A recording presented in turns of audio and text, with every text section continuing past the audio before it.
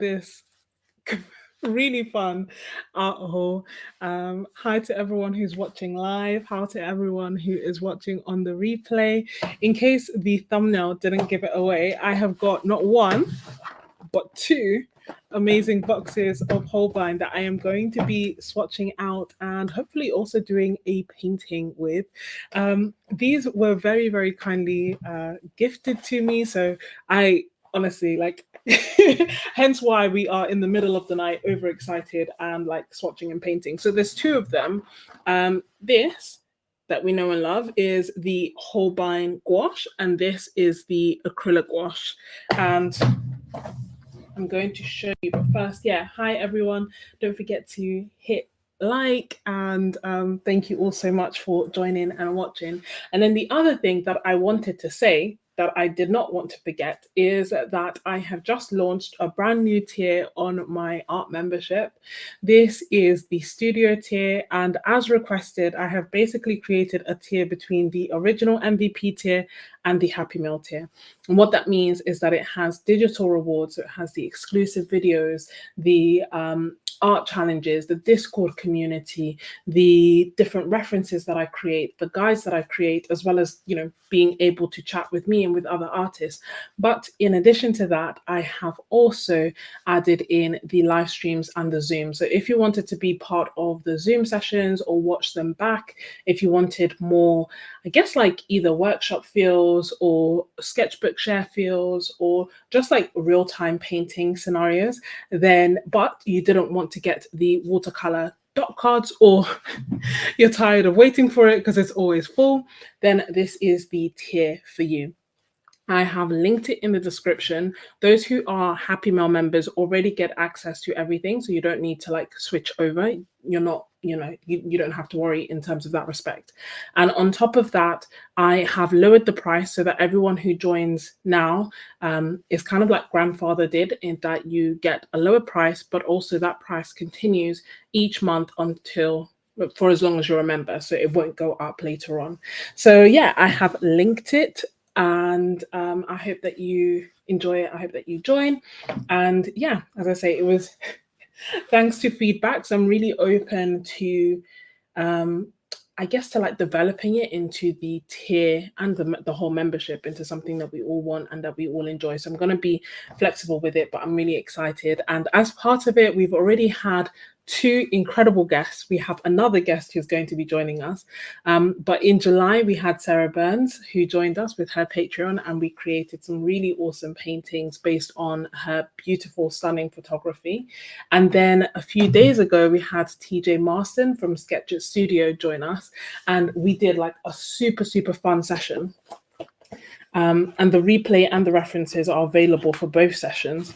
But just to show you, I hope that you can see. So this is from the session that we did with TJ, and it was super fun and crazy and playful. And TJ kind of led us through this bit, and then this was the cool down, believe it or not. And I think I was moving even faster in this bit that I arranged versus the super fast paced session that TJ had created. So they have joined us very kindly. And then at the end of the month, we also have Helen Cryer joining us. So it's basically going to be a whole bunch of fun. Thank you so much. But yeah, so we're doing a whole bunch of different things on there. Not always guests, sometimes just chill hangout sessions, sketchbook shares, Q&As. The sky is our limit. So with no further ado, let's look into the gouache. The question is, do you want to look at the Holbein? Do you want to look at the normal gouache or the acrylic gouache first? I don't even. How about this? We start with the Holbein gouache first, so that I don't risk contaminating it with the acrylic gouache. Does that make sense? And then we can take it from there. Both of these, so Holbein are having a wholesale on Jackson's. So if you click on my link down below, which is an affiliate link, you will get access to these paints and you'll be able to get a discount as well, which is good because who doesn't love a discount? I'm just checking the chat to make sure that I haven't missed anything. I see Derwood says that they love the Zoom paint-alongs. So do I, to be honest. I don't always, obviously in mine, I'm always painting because I'm hosting them and leading them. But I've joined quite a few other Patreons and quite a few other memberships, and I don't always paint in them. Sometimes it's just nice to chat as people are creating. I don't know, it feels like a good vibe.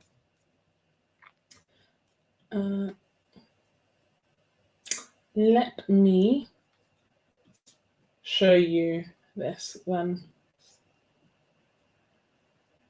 I always get stuck in this bit where I'm trying to like switch it over. I don't know why it does this, but hopefully, yes. Okay, cool. Switched over. And oh, just making sure my top camera is playing game, which it's not. Don't know what. I don't want it to autofocus. Anyway, hopefully that's fine. Oh, Mona asked a question. Oh, sorry, Mina asked a question. Do I think that gouache is beginner friendly, or should you start with something else? You've been finding it difficult. The colors blur together. So I think that gouache can be beginner friendly. I think, to be honest, every art supply has a learning curve. So I don't think necessarily that one art supply or one medium is easier than the other. I think it's just a question of what kind of things do you enjoy doing. And I think that gouache can be very forgiving. So it is one of my favorite mediums to go to. Now, so I definitely think that, yeah, if you've tried it a little bit and you're enjoying it, then it's definitely worth persevering because it does get better and it does get easier. And then in terms of your colors blurring together, what do you mean? As in like they blend together? Because that's usually something that we strive for. Depending on your art style, that's usually a good thing. So let me know what you mean.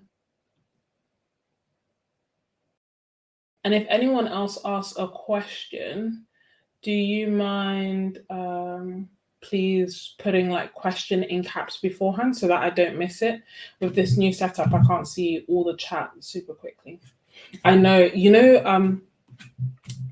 during inside our Ko-fi, we have a Discord and we were chatting, and there's this artist who has like this drawer full of just absolutely stunning art supplies. And I was saying that I would love to have two of those. One where I have supplies completely pristine and unused, and another one where I have the replica but actually have used all the supplies. And obviously I know art supplies are for using and the joy comes from using them, and I completely agree with that. However, you can't tell me that like this isn't satisfying to look at. My camera is just completely losing it, but still, we'll see. And then these ones are the acrylic gouache, which actually tend to be like cheaper in comparison to gouache. And this is just in general, but yeah, I just think that I wanted to record this bit as well. I'm basically trying to record the live stream, and it's not working for me. But so thank you for your patience as I continue to struggle. So I'm going to start with the actual, oh my gosh, and I'm going to be using the Etcher Everyday Sketchbook. This is the one that we started with the session with TJ. I find that, like I said, gouache is very forgiving. So I find that actually it will work with a range of different papers. However, I like cold press paper and 100% cotton paper. So when I have it to hand, I will use it. I did actually also make a video just comparing how gouache performed on different kinds of papers. And when I did that, I did find that actually it was so hard for me to pick between 100% cotton watercolor paper and cellulose paper without knowing which was which. So depending, so actually I feel like it would be fine to go with cellulose paper, especially given that it's cheaper. However, I love the Etch a Sketchbook. I've just started a new one, and thus I'm starting with this.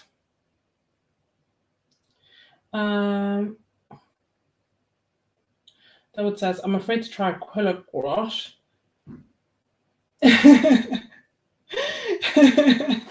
I know, it's literally like the love is full. That's why I was basically saying, like, you know, we all have so many different art supplies.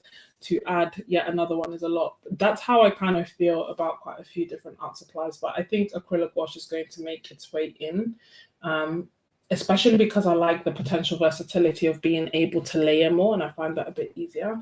So, Mina, I'm just seeing your comment.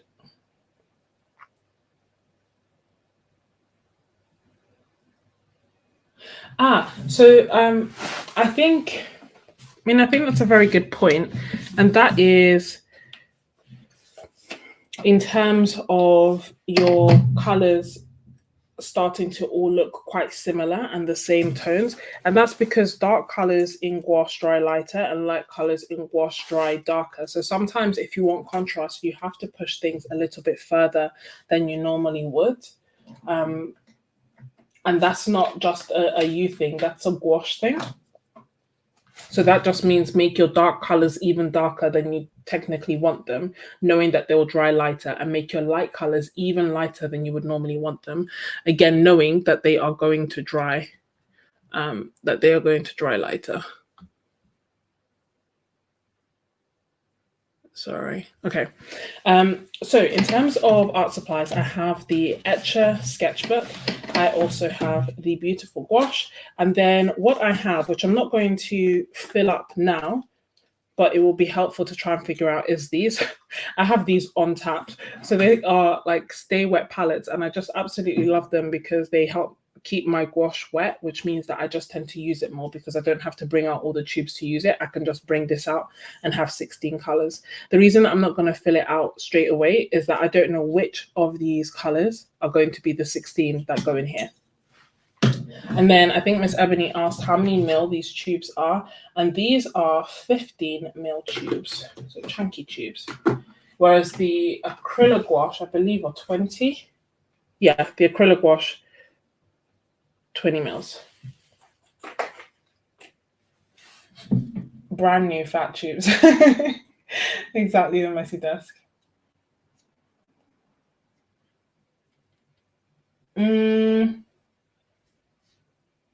Do I need to wear protective clothing? So no, I don't tend to wear protective clothing. That being said, the acrylic gouache will be permanent once dry. So it is worth, it is worth knowing that. And if you know that you're going to, that you could potentially drop things everywhere, then that is definitely a consideration that you may want to make. I'm going to leave it in the order that it is. Tell me this, when you are painting, what order do you start in terms of, like, in your palette, what color comes first? Because for me, for reasons unknown, it always makes sense to start with yellows. I never start with, I never layer them out with the reds first. But because it is what it is here and it looks so pretty, I'm going to do that. But I'm just curious to know what you would normally do. Put this over here so that you can see it. Let me know. Can you hear me okay? Sorry, I was having so many tech issues before starting. Is actually unreal. You'd think that it was starting all over, first time all over again. And essentially, it's because I was having issues with my computer, and I decided to clear it. Clear the online cookies and online everything. And as a result, everything has just gone absolutely haywire. It's like it's deleted everything, like all my loggings and everything else. So I'm just going to do some swatches so that we can see the colors in the set. This here is alizarin crimson. you can see that the tube doesn't really match the color, which I guess makes sense because I wouldn't have thought alizarin crimson to be this dark, you know. This is almost like this almost looks like a burnt umber. This color this color is PR83, and the reason that I'm laughing is like I'm pretty sure it's not light fast. I've just removed my head so that we can actually, you know, see the pretty colors. So thank you, the Messy Desk, for letting me know, and Cindy for letting me know audio is good. But yeah, it's a really beautiful red. Next we have Carmine, which looks even brighter. The thing that I love about color is that it is literally all relative, because this will look like a bright engine red, and then I'm sure when we swatch out the next one, this will look more muted in comparison. So this is PR170. Look quite similar, so I'm gonna water it down a little bit, but it is more very pigmented. Very, very pigmented. Look how far it's going.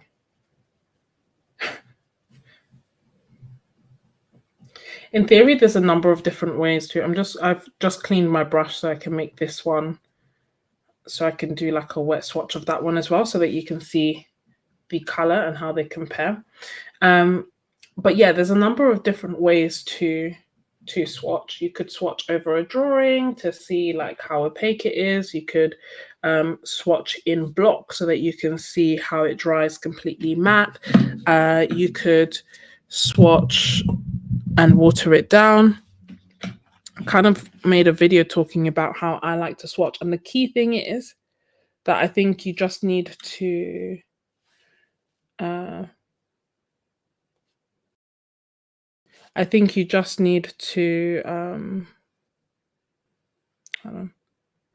to figure out what you're trying to get out of the swatches. This is so nice. It feels so smooth. And I'm literally just dipping the top. And yeah, I've got so much color. Like the color payoff is wild. It's so pigmented.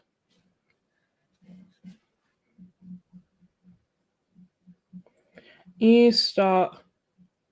What did I say? Did I say I've just removed my head? That's weird. Why would I say that? Maybe I am like sleep deprived.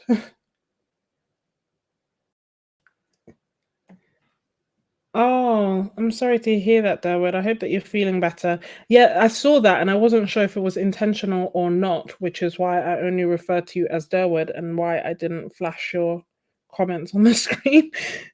Just in case. This is Flame Red and it's PR9. A lot of these pigments I don't actually know. This is Brilliant Orange. I'm not going to lie to you, I don't tend to use reds and oranges that much, as we saw from past live streams. I like them for mixing maybe, but that's pretty much where it ends. I didn't want my swatches to be gigantic, but here we are. And this pigment is PO13.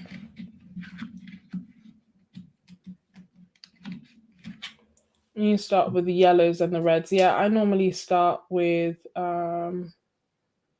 yellows as well, like all buff titanium and then the yellows. Hey, Shelly.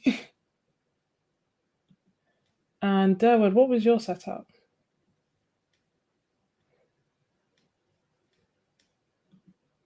Oh, unless there are a lot of neutrals, then you put the buff at the end of the palette and start with the yellows. See, the other thing is that I also have like, you know, I love nickel as a yellow, but I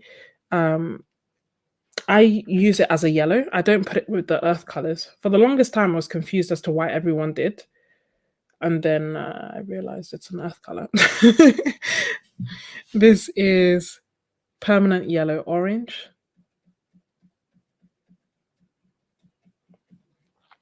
I'm going to let them touch a little bit. This is really nice. I quite like this one. PY6. I'm quite impressed by how, well, impressed, but also not surprised, you know, because Holbein seems to be like everyone's favorite. So I was really curious to try them out. This is permanent yellow, which is PY1. I must say though, it looks like a lot of the colors aren't light fast. So far, quite a few of them, I believe, that we've swatched haven't been. And for those who don't know, light fastness just means like, you know, will the color fade? Just trying to pick up a bit more yellow, make sure that it's nice and clean. Will it fade in the sunlight or will it remain permanent is essentially what light fastness is trying to ascertain. And it's funny because usually, you know, I don't know why, but there seems to be like big debates either way as to whether you should use them or shouldn't use them, or sell artwork or not sell artwork. And I think it's important to know so that you don't get ripped off. This is PY3, which is lemon yellow. But equally, I think that if you really like a color that's not light fast, then use that color anyway. Just know that, you know, in a month or two, it will be completely different. Slash maybe even completely gone. This is PY3. I really like this yellow. I tend to really like, oddly enough, quite cool yellows in my gouache, whereas I like quite warm yellows in my watercolor. This color is leaf green, so it's actually a color that I was going to add separately. It's PY1, PY3, and PG7. And I think that there's something so lovely about the texture of Holbein, which makes us negate and ignore. Oh, thank you, that Dewey Jesus pick. And ignore the light fast issues with Holbein.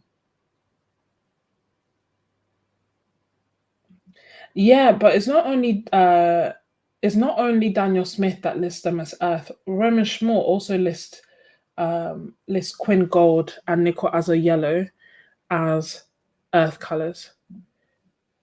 And I was so adamant to have them as like my yellows that I moved them, but it means that my whole setup doesn't match the catalog. And I always have to remember to move them from the earth colors to the yellows. So this is leaf green, super bright green. It's got quite a yellow undertone to it, perhaps unsurprisingly.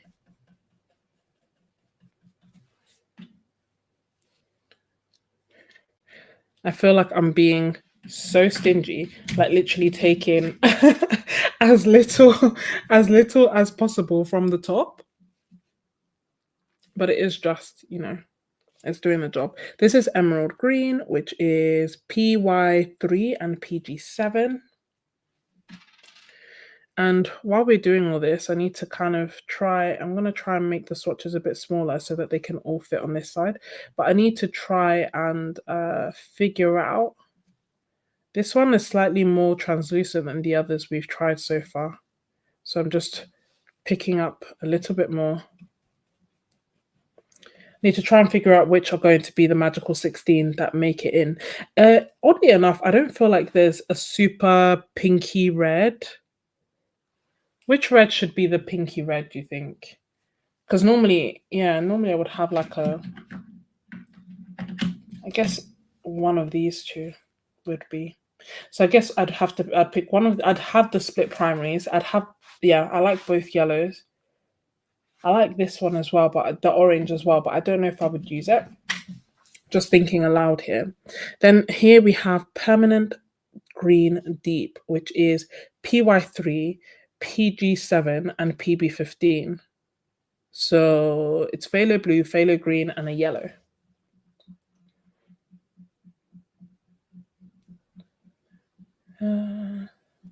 It's a bright yellow green. Oh, I'm missing. Oh, I hope. Well, here's extra motivation though were to try and finish use up quite a bit of the ones that you have so that you have an excuse to get some more, and then you can pick it up as well. Or look for an alternative somewhere that has, do you mean like it's like this kind of green? An alternative that perhaps isn't as difficult to ship. This is really lovely as well.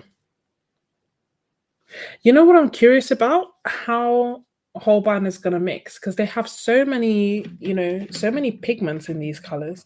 The greens are less opaque than the other colors that we swatched so far.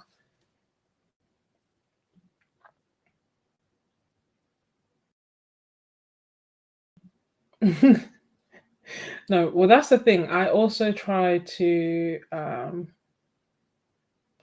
it's like the leaf kind of green. I also try, not always successfully, to avoid falling in love with art supplies that are difficult for me to get.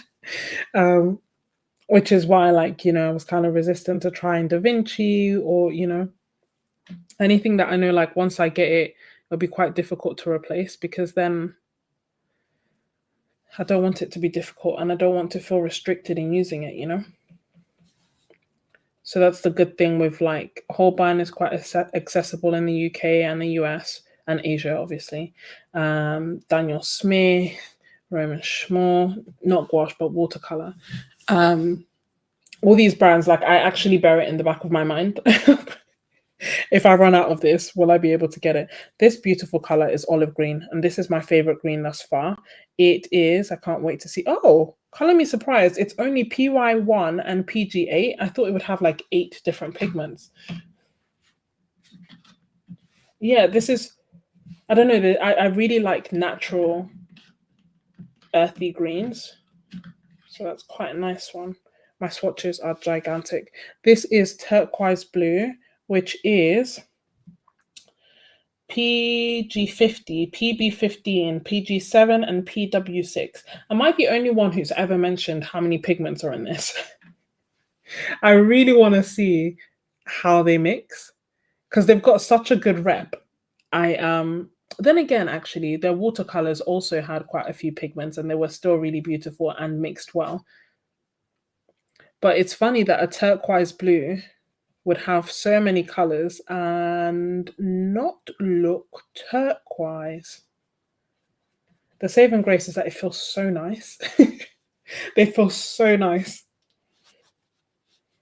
And a little is really, really going a long way.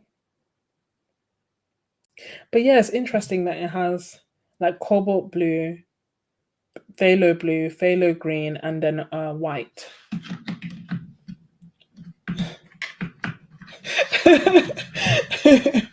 I know, right? That's literally what I'm like, oh, this is a surprise. So many pigments. And okay, I'm not mad at it, right? Like, if they have loads of pigments and they still make super clean, beautiful mixes, then it's all good. It doesn't really matter. The reason that I'm mentioning it and the reason that I'm surprised is that sometimes if there's a lot of pigments, it can be harder to get cleaner mixes, right? Because you have so many colors that you're working with. So this is PB15 and it is called Pure Blue. So this is just phthalo blue, which is usually, and doesn't disappoint, a beautiful electric blue.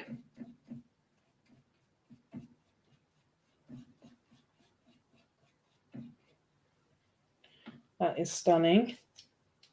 I'm always a sucker for phthalos. This is Ultramarine Deep, which is hopefully just PB29. Yes, score, get in there, PB29.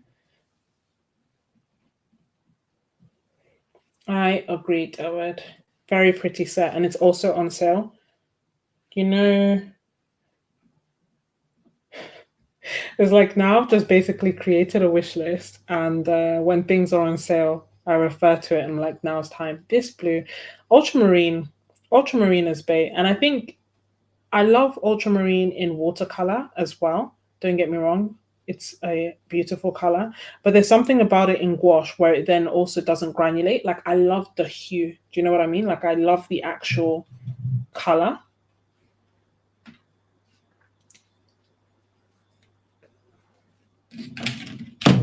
Then we have Prussian blue, which is usually just PB27, and that's the same for here. PB27. Oh, so I have a love-hate relationship with Prussian blue. Because Prussian blue, I know that what I was just talking about, like ultramarine blue, but Prussian blue is the one. It's so beautiful. Such a lovely, lovely, lovely blue. And I find that to be the case across brands. And the reason, so, given all the love I have for it, why any hate? And the reason that there's any hate is that I absolutely love the one by Winsor and Newton, but it just crumbles. It dries and it crumbles. And I've tried using like blending medium and it still crumbles. So I am on a never ending quest to find a Prussian blue that doesn't crumble. Then this is blue violet. So it's going to be an interesting color, which is BV1. So not light fast in the slightest. Let's see what it looks like, because it's quite an unusual color to have. Oh, but it's so pretty.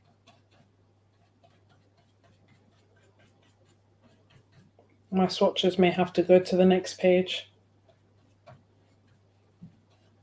True to the name, it is a blue violet. Like a purpley blue. A really pretty purpley blue. I'm looking at it confused because I'm like, oh, so that's what BB1 looks like.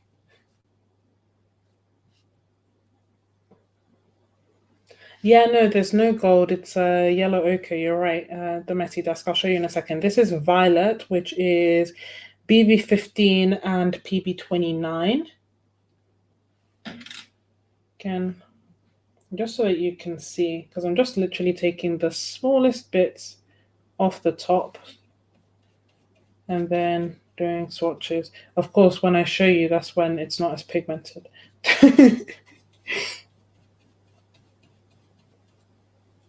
A lovely purple. Although I really like this one. It almost looks like Indanthrone.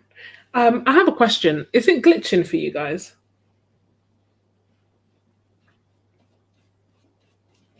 Let me know if it is. I mean, not that there's anything I can do about it, but it's good to know. Yeah, I'm gonna try it and see.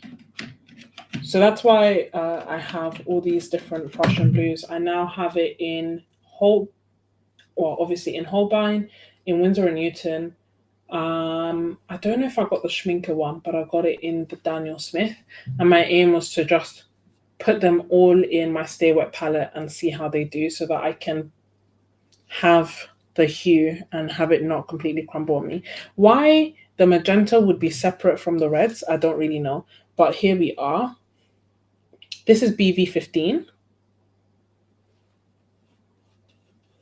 Really lovely and bright. Again, not light fast. Really wonderful. Like a light, well, I was going to say like a lighter version of the violet, but of course it would be because the violet is these two colors mixed together gives us this. Ooh, then we have rose. This looks really pretty. Oh, good. I'm glad you made it to your seminar on time, Messy Desk. Hey, Ruby. Yeah, so it is. That's the thing. There's no storm here at the moment, but every so often when I look up and I see my hands, it looks like it's glitching. You'd never guess that I'm paying for extra fast internet. This is Rose, which is BR1, BV7, and BV11.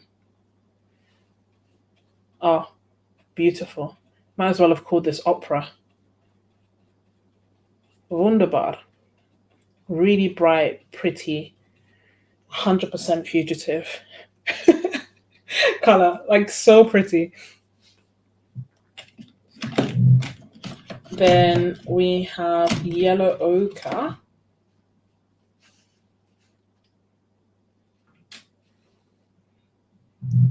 Over here.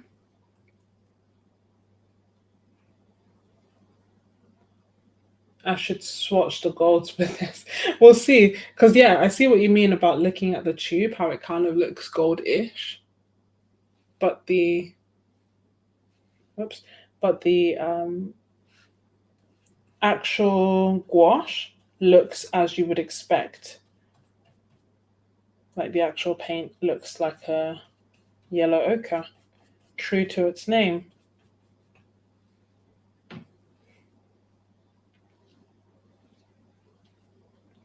This is really nice. I'm looking like some of the colors that I just can't stop looking at. These yellows I think are stunning. I also really love these reds. The greens, I love this green. The blues, I love the hues, but I like how matte everything else is drying in comparison. I love this beautiful rose color that will no doubt fade, but it's still absolutely stunning. So in conclusion, I've pointed to like all the colors. I'm like, yeah, I like this and I like this and I like that. It's like, yeah, that's the whole set, babe. Then we have burnt sienna. Where should I do this one? I'm just gonna do the swatch right here on the corner. It's not gonna be the nicest shape, but it will make sense because I don't feel like I need to swatch the black or the white. And burnt sienna, which is PBR7 and PR101. Beautiful. Quite a red leaning burnt sienna. I'll show it close so that you can see at the end. But really, really nice. And then we have burnt umber, which is one of my staple colors in gouache. I run through it so quickly. That and yellow. It's like I should have 40 ml tubes of them. Gentle reminder, if you're enjoying the video, to remember to hit the like button. And if you're not already a member and you would like more live streams, to consider joining my membership. I feel like I'm doing an ad. This is beautiful.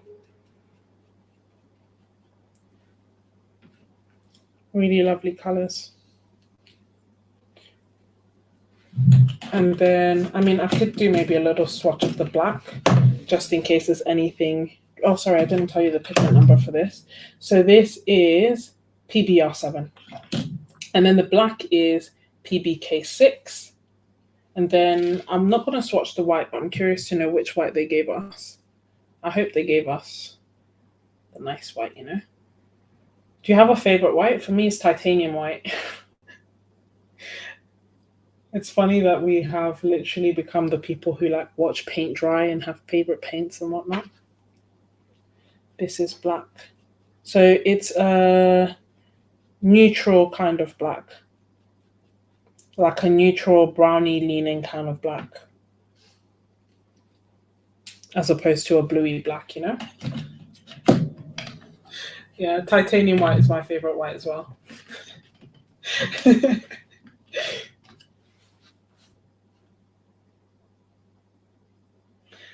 A very, very good point. The messy desk is better to like the whole set than dislike the whole set.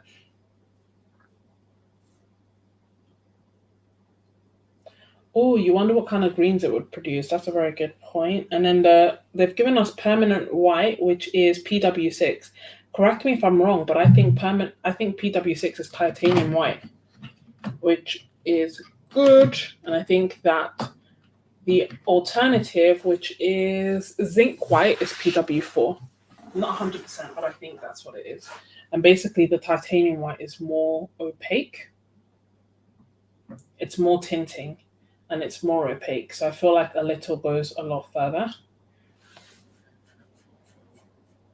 And I've left this page blank because I would like to come back and then do a painting on this side with this. I hope that your seminar goes well, messy desk. Okay, good. And I am correct. And what we're going to do now is swatch out the acrylic gouache. Let me try. Do I have? Ooh, wee. Okay, gonna dry this. You're welcome, messy desk. I'm gonna dry this real quick so that I can turn the page, and then we can swatch out the acrylic gouache. and pick a favorite 16. I think it'd be easier to pick which ones wouldn't go in my palette. Wait, that's still 8. That's still a lot of colors to omit, isn't it? Can you hear my dryer? I hope not.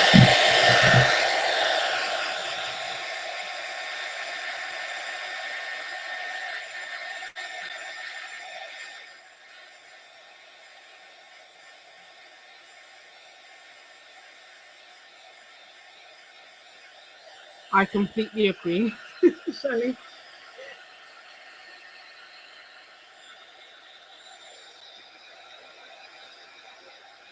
I think it's a really beautiful range. And that's why it'd be hard to exclude 8 colors. Because obviously I'd need white. So I think I could exclude one of these for my set of 16, that is. So I would exclude one of these. I could exclude, probably exclude 2 of the greens as well. Narrowing down the blues is what would be challenging because they are actually all quite pretty. But I think that I would love this blue, love this blue, love this blue, love this blue. Is 4 blues too many? Blues are always the colors that dominate in my palette. Hopefully that's nice and dry. And now let's do, which way does it go? This way. Let's do the acrylic gouache.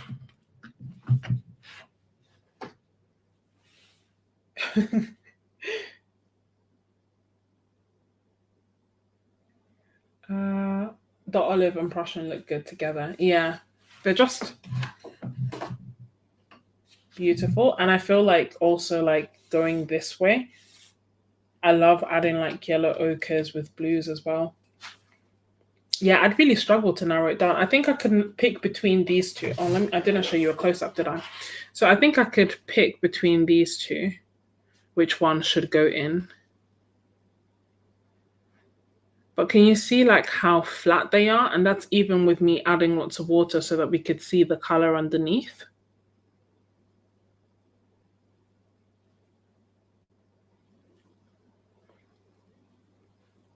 Just beautiful.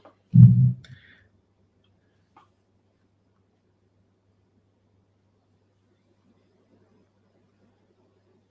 then you see what I mean about the burnt sienna being slightly more like red leaning. And our neutral black. And then we have an opaque white as well. So that's I wonder how that 24 set is. Should I just do it next to each other? Just do it next to each other so that we can see how they compare. Squeeze this over to the side.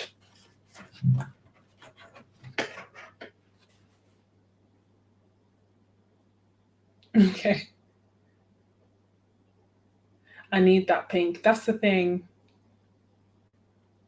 You usually have 2 yellows and 3 reds. See, I normally have 2 reds at a push. And the key thing, if you're going to be doing this, is to remember that acrylic gouache dries permanent.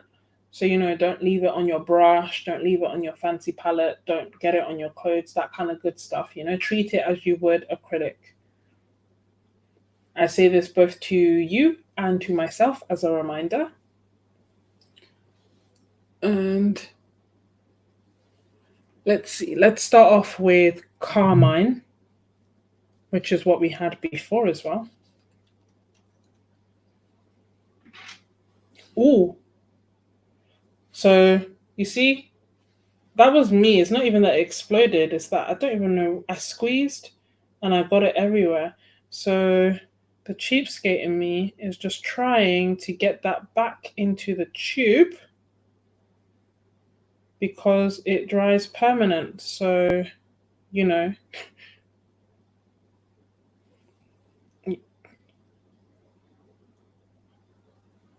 welcome to the joys of live stream. So I'm just getting over the top and then squeezing the side so it sucks in. and getting it over the top. And then squeezing the sides so it gets sucked in. Same for my hand. What?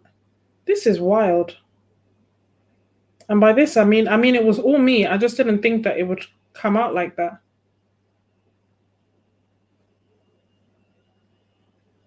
Okay.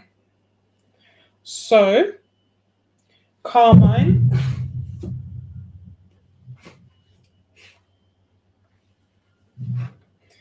Yeah, they are runnier than the than the normal gouache. Still a nice consistency, but yeah, that was interesting. Is this first one Carmine as well? No, the first one that we had was alizarin crimson, and the second was Carmine. So this is meant to match that.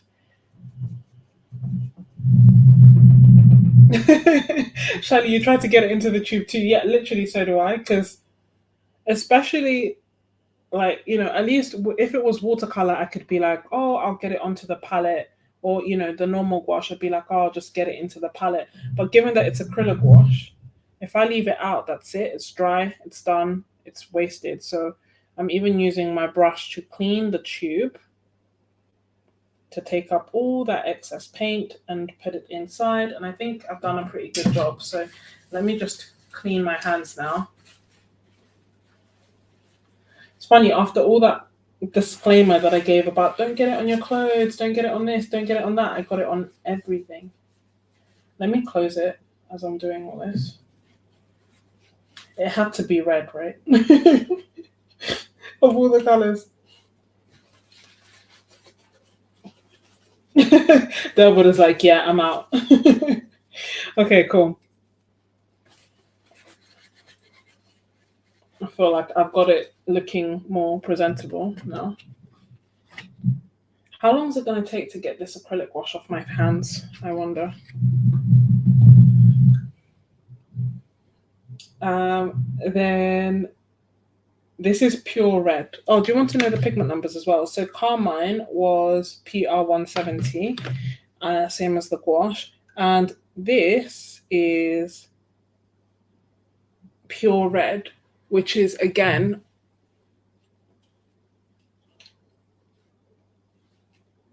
PR170. I'm not gonna do the squeezing this time. I'm just gonna put my brush on the inside and do the swatch.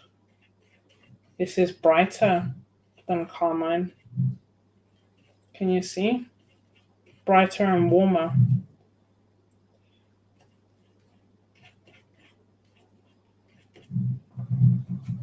I'm making sure to really clean my brush because I don't want it to stay in the bristles.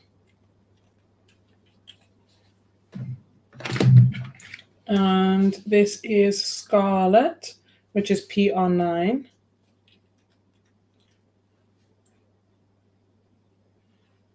I'm just picking it from the side. I also feel like the gouache was more opaque. Wow, it's wonderful.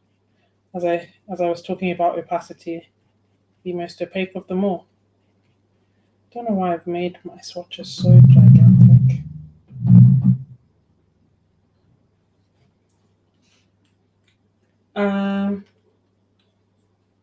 So does it rinse off with water? It does rinse off with water, but I do feel like, yeah, it does rinse off with water, but I do feel like, some may argue that you may want to maintain your brushes with brush soap as well if you're going to be using primarily acrylic gouache. I am using a synthetic Prolon Pro Art brush, and I really enjoy this brush because it's quite like the bristles are quite stiff. That being said, it's a mixed media brush, I believe. Like it's stiffer than I would expect for a watercolor brush. So I wouldn't use any fancy watercolor brush for acrylic gouache. That being said, I would probably use the same ones that I use for my gouache because I use stiffer synthetic brushes for my gouache as well, if that makes sense. But yeah, you could also use acrylic gouache, acrylic brushes or Mixed media brushes as well. They should work. They should work well. But I would steer clear of watercolor brushes, just because I think the more you use it, the more likely you are to damage your brushes. And then also, like, I'm being quite vigorous in my cleaning of my brush, and I feel like if I was doing that all the time with my watercolor brush, I would end up damaging it. This is that I just watched was orange, and it's PO13, and this is deep yellow, which is PY83. Oh yeah, I love the Himi brushes, Miss Ebony. That's a very good point. I use them for my normal gouache as well. As in, like, those are the brushes that are that kind of stiffer consistency is a consistency that I like for gouache.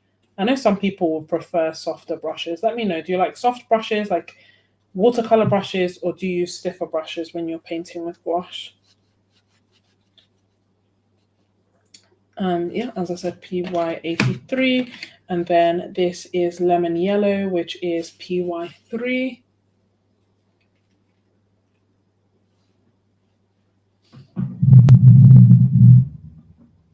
It's nice to have a comparison. Ooh. Oh, sorry. I've got something left on my brush.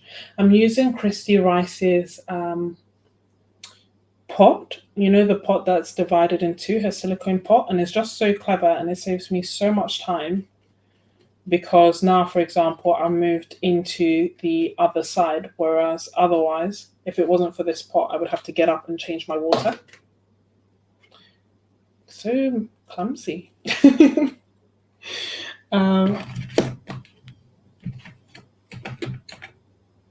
Yeah, PY3, lemon yellow, and then we have emerald green, which is PY3, PG7, and PW6. I'm just cleaning my brush. So yeah, this brush, actually, I got it on sale when I went to the art festival, and it was a set of 5 for £5, so basically £1 per brush. And I'm quite impressed. Obviously, Pro Art make good brushes anyway, but you know, I thought, oh, it's on clearance and stuff, they'll be trash. Well, not trash. Like, I thought they would be usable, but I don't think they would be that good. But I really love this brush, and I think it's being discontinued, so that's a bit unfortunate. PY3 and leaf green, which is PY3 and PG7. This is actually a color that I was going to buy separately before I was gifted the set. Let me move this. Really bright. It almost looks brighter than the gouache version that we swatched. Like yellower. It's almost like glowing off the page. Can you see these two are technically the same? Although I think maybe this one had an extra yellow. Then we have light green, PY3 and PG7. You know what I would really like to know as well? If you have like acrylic or acrylic gouache, whether you have tried storing any of them inside this. I have never been brave enough. I have never tried it, but I have always been kind of tempted. Because in theory, if it like keeps it wet, it's grand, right? It's just if it dries out, does that mean the whole palette is a right, like, you know, that whole well in that palette is a write-off? Or will it, you know, I don't know what happens basically. So if anyone braver than me has tried it, feel free to let me know. That was light green. And then this is green, which is PY3 and PG7. So same pigments, but varying amount of green and yellow.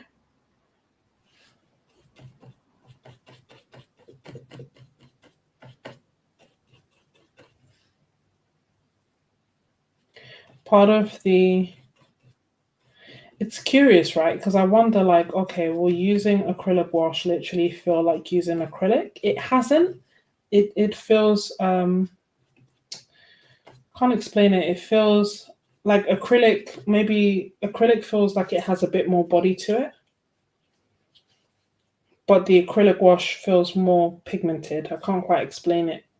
So then it makes me wonder, does it feel like, will it feel like gouache that doesn't reactivate? And it doesn't either. I feel like the gouache is even more pigmented and also dries matte, like matter. They're both dry matte, but it dries matter. This is PG7 and PB15, and this is Viridian.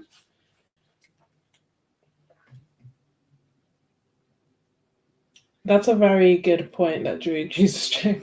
Try it with one color before the whole palette. That actually makes sense. Because yeah, for ages I've been like, "Oh, can I not?" Like, the flash paint and everything. Because I just feel like as once I have it in a palette in an easily accessible format, I just tend to use it a lot more. And I just wanted to know what kind of things would support that. So that was Viridian. Then we have. Oh, there's no olive green in this one. Just a shame. That was a really nice color. So this is cerulean blue, which is PB15, which is phthalo blue. Just taking a little bit and swatching that out. It's just, yeah, this is completely dried. And actually, true to its benefit, because it's completely dry, we are able to layer on top of it without reactivating it. That's part of the point, isn't it? Interestingly, I feel like I can still see some of that leaf green poking through underneath, so it's not completely opaque. But that is one perk. So I'm almost like, oh, should I try doing like acrylic gouache in my underlayer and then shift to gouache for my layers on top? I don't know. Could work. Just cleaning my brush. We have cobalt blue next, which is PB15 again, which is phthalo blue, but this one is darker. Is that dry? Not yet. Almost. Yeah, I feel like with the gouache, I was like dipping a little bit and got loads of color. With the acrylic gouache, I feel like I'm needing to dip a little bit more, so it's not quite as pigmented as the gouache on its own. Maybe that's already known. And I guess perhaps that's why, one, it's cheaper, and why, two, you get more paint with the acrylic gouache. Hi, Natalie. Oh, good night. Thank you for dropping in and saying hi. This is ultramarine blue, which is PB29. Is there anyone that's like tried acrylic gouache and quite enjoys it?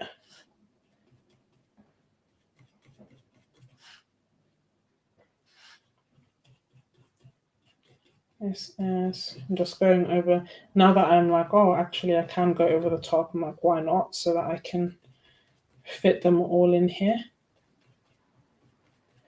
The hue, so the color itself, beautiful. Looks slightly different to the gouache. I don't know. You tell me. Out of these two pages, can you tell a difference? Which one are you leaning towards? Then we have ultramarine deep, which is again PB29.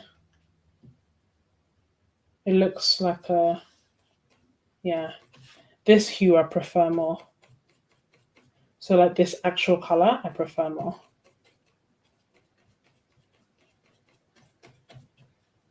Stunning. But you know what? As I'm swatching this, like both of them, I'm like, oh, I think I'm a regular gouache kind of girl, If I had to compare, like comparing the two side by side, if I had to pick one, I would pick the regular gouache. That being said, swatching is one thing, painting is another. So We'll see how it goes. Navy blue is PG7 and PB29. So phthalo green and ultramarine blue. Oh, this almost looks like a. It almost looks like a. I was gonna say a Prussian blue, but maybe like a turquoise. I don't know the difference between turquoise or teal. There's my confession.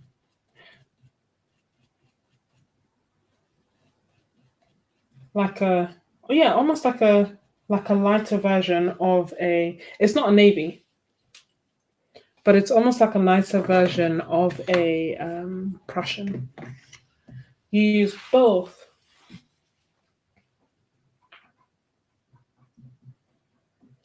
Yeah, that's the thing. I feel like with the benefit or the benefit of the acrylic gouache is the fact that you can you can layer on top. Oh, sorry about that.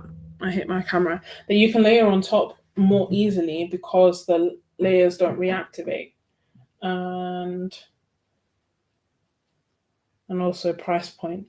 But I don't know, there's something about the feel of gouache. This is pretty. Violet BV. You know, BV1 and BV15.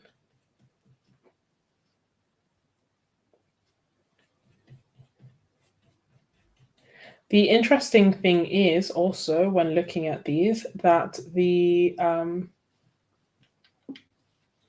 colors are not necessarily completely transferable across the range. I feel like they're quite close, but we had a violet before. I'll find it. One of these is a violet, and none of these look like that. One of these two is a violet. I think this one's a violet. Yeah, this one's a violet, and this is a violet. You see?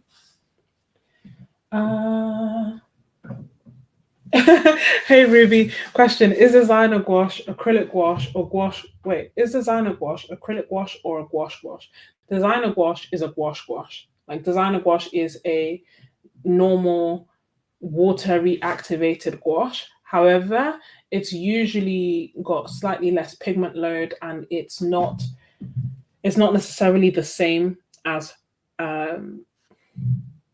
artist gouache, which is sometimes called professional gouache. So in terms of like grades and levels, I'd probably say like there's student grade gouache, then there's designer gouache, and then there's professional gouache or artist grade gouache.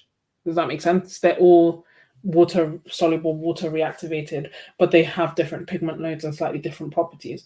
So for example, and then also designer gouache more times than not may have like more non-light fast colors because initially it was made for designers, and the perk or benefit of it was that because it dried matte, it was really nice for scanning and for creating art that then designers would use either in animations or other things. So the aim wasn't for it to be artist gouache where it's then, becomes part of a masterpiece that's sold, if that makes sense. So Winsor & Newton, for example, is designer gouache, but it's really good quality gouache, but they're called designer gouache.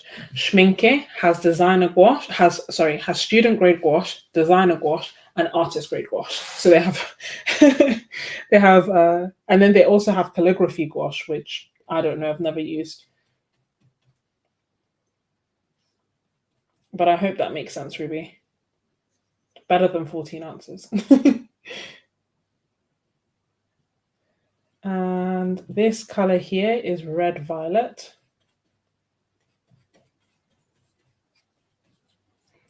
Red violet, which is BV15, which I'm pretty sure this one was also BV15. So these two colors here are supposed to match. Oh, and then the Shinhan. The thing with Shinhan that confuses me is that they have PWC, SWC, depending on whether it's in Korea or outside Korea. And then they also have like professional, and there's something else that sounds like professional, but it's not. Like professional might be student grade or something like that. The Shinhan way, I can't remember it. but Shinhan, for example, would be one with the watercolors where I would probably watch a few videos and double check before buying, because one is the name they have given for their student grade paint does not make sense. It would make you think that you're buying the artist version, but actually you're buying the student grade version, if that makes sense. So that's one that I would always have to pause and be like, is this the right one? This is magenta. I'm glad that was helpful. I'm glad that was helpful, Ruby. This is BR1, BV7, BV11, and BV15, and this is magenta. See, I'm curious, like, why no PR122? Which is like a quinacridone color. This is rose, which is BR1, BV7, BV11, BV15, and SY44. That is a new one I have never seen. Yeah, the magenta color is beautiful. It's just, this is magenta as well, no? No, this was rose. This was rose. So this was magenta. So these two match. So forget what I said about this one then. I'll write the names at the end so that we can see. This is Rose. Can I call you Rose? 'Cause you're sweet like a flower. You never. This is beautiful. I'm really feeling these kind of super bright pinks at the moment. I went through a whole phase actually a while back. I didn't do that many paintings with them, but I went through a phase where I just literally bought so many different like fluorescent pinks across mediums.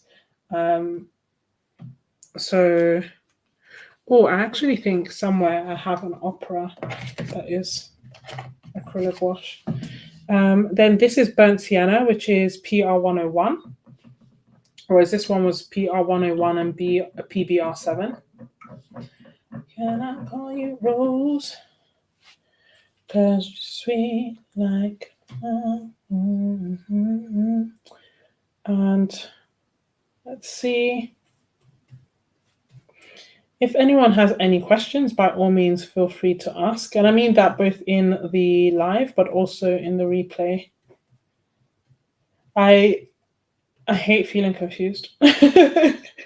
And I still remember feeling confused when I started art, and it's the one thing that I would change about my art journey, which I think is why I try to make myself as accessible as possible to answer questions and to be in the membership and to, you know, do all that, because it doesn't actually have to be that way. And I think sometimes people feel like they don't want to be in a position, or they don't know someone, or, you know, they don't know who to ask. So I always wanted to at least be able to answer where I can. I don't know everything, but what I know, I'm happy to share. This is yellow ochre, which is PY42. Makes me wonder, I don't remember what I said that yellow ochre was.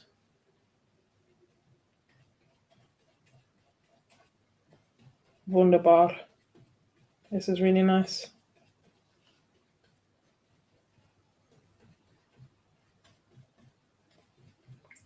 Yeah, I look at some of the things that I bought when I started off painting, and I'm like, that's a mistake I wouldn't have made if I knew better.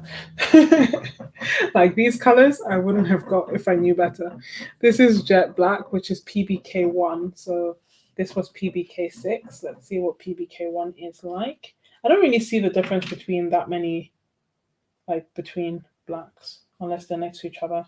This looks maybe slightly cooler than the other one. So the other one was maybe like a little bit more brown leaning, and this one is even more neutral, maybe like leans a little bit bluer. Not blue, but bluer. Like it doesn't look brown when you water it down. And that's the acrylic gouache that we have. And I'm just going to write their names really quickly so that we can see the difference. Just need to find. Isn't it crazy that I have something like, you know, this many brushes, but none of them are None of them are pens.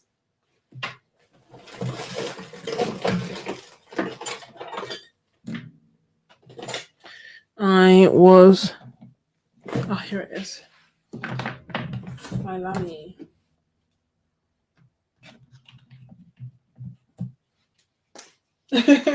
Dominique, part of the art journey is being confused. I agree. I think there's a sweet balance where like there's the confusion that gets you excited to just keep trying and try and figure things out and like almost like feels like curiosity, but then there's also the confusion that's just frustrating. And I don't like being, frustrated, obviously. So I'll just write the names. Oh, thank you, Dewey Jesus Chick. No, I wish.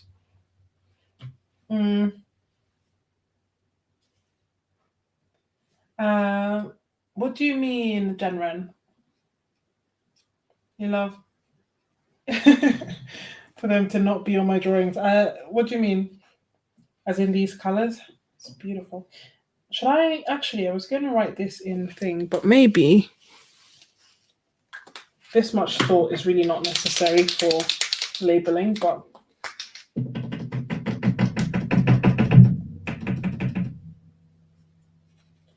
I have my Posca. Oh, I see what you mean. Yeah. But they would have, in theory, been primarily covered up, or should have, to be honest, be primarily covered up. So let me just write. So this is Carmine, PR170. I hope you can see it okay. You can't really see it, can you? Pure red.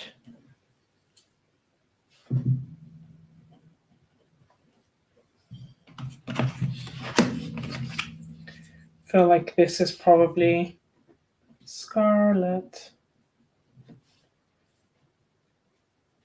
PR9. But then it means that if there's a color that you want to compare side by side, it will at least be easier for me to point it out and be like, okay, these are these two. This is orange, which is PO13. This is deep yellow.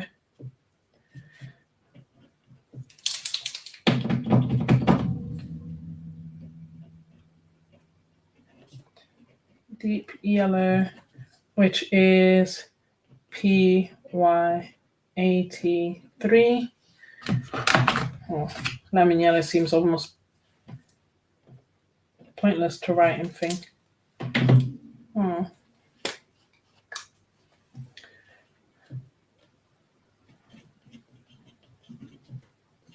Deep yellow, PY83, lemon yellow, PY3, and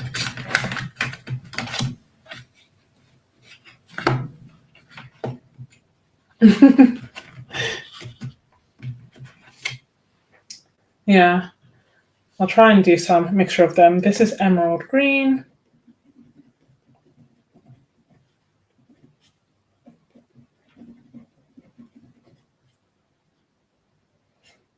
PY3, PG7, and PW6. I can't explain it. I feel like of late, recently, I've been in,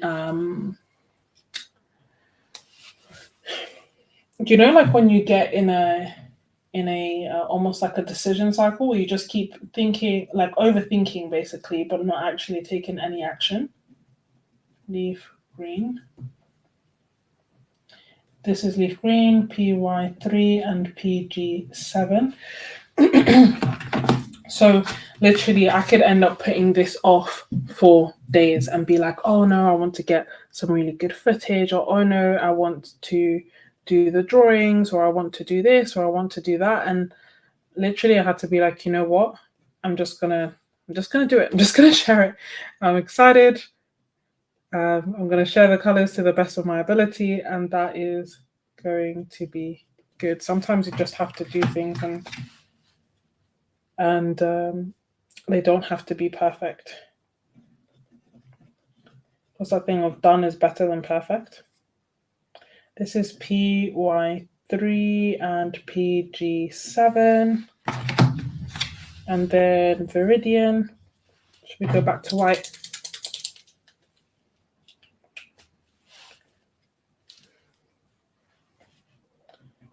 Viridian. So this is PG7 and PB15. It's funny, it's practically a those are the colors that I mix to get like turquoise-like colors. Then, oh, it's I feel like my camera gave up. This is cerulean blue, which is actually phthalo blue.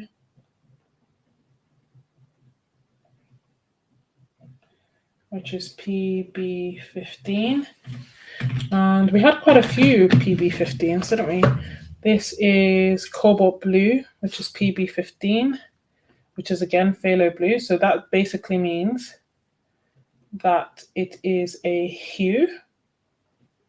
So although they haven't called it hue, it basically means that instead of using the cobalt blue pigment, they've used a different pigment to try and get a similar color. This is ultramarine.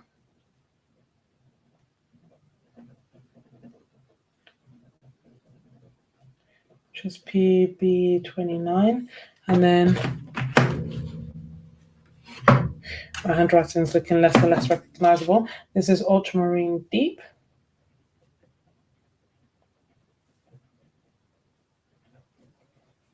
Out of the two, I prefer the deep.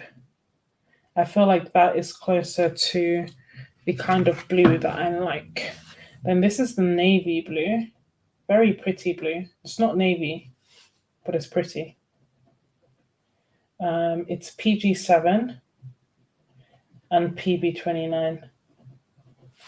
In the this month for the Happy Meal, I'm sending out granulating recipes. So I literally spent like hours mixing colors and seeing what colors went with which and what colors got really nice mixes, just to try and think of different granulating colors that we could create. And although it's not necessarily granulating colors, the number of mixes that I could get with PG7 was just unreal. Like, it's really a really lovely color that I hadn't quite appreciated enough, I feel, in the past. So I'm going to be sending some of it out so that people can also try the mixes themselves if they want.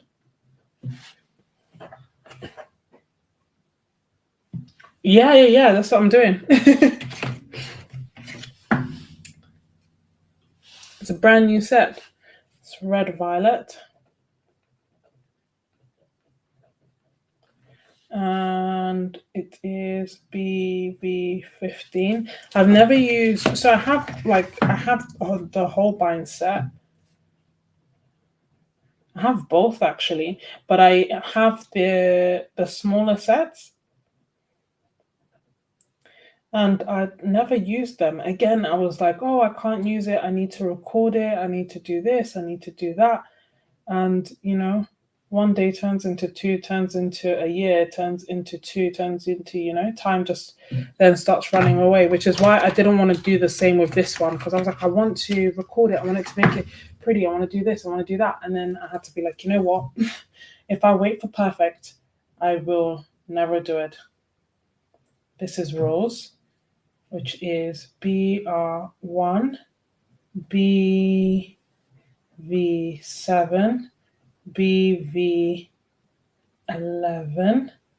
BV15, and SY44, which I have personally never heard of before now. Spent Sienna.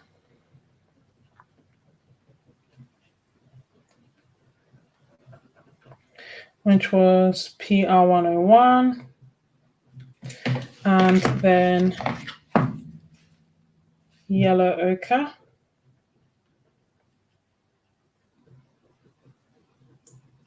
which is PY43. And then we have jet black, which is PBK1. And the white, which I didn't swatch, but they gave, is titanium white, which is PW6. So yay, favorite white. Jen Red, I haven't tried the Mead and Gouache set. I've tried the watercolor set, but I did not know that they have a gouache set. What do you think about it, Jen Red? Do you like the set?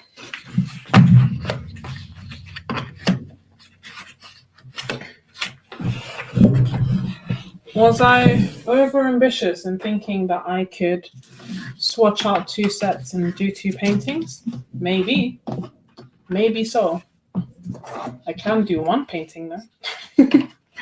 I'm just going to write the names for this one.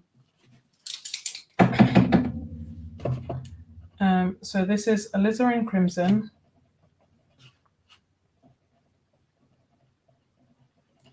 and carmine, and flame red. Yeah, I need to figure out which ones I'm going to add. Brilliant orange.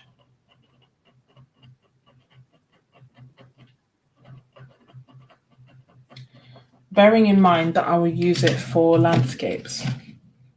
Permanent yellow orange. What? Yeah, perm yellow orange. And then permanent yellow.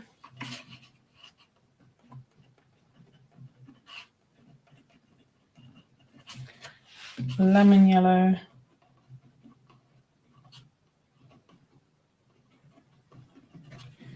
Leaf green, I want to say. Yes, leaf green.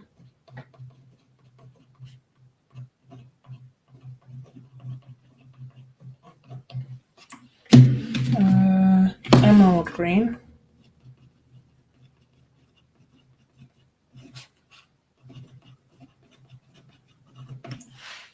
Permanent green deep.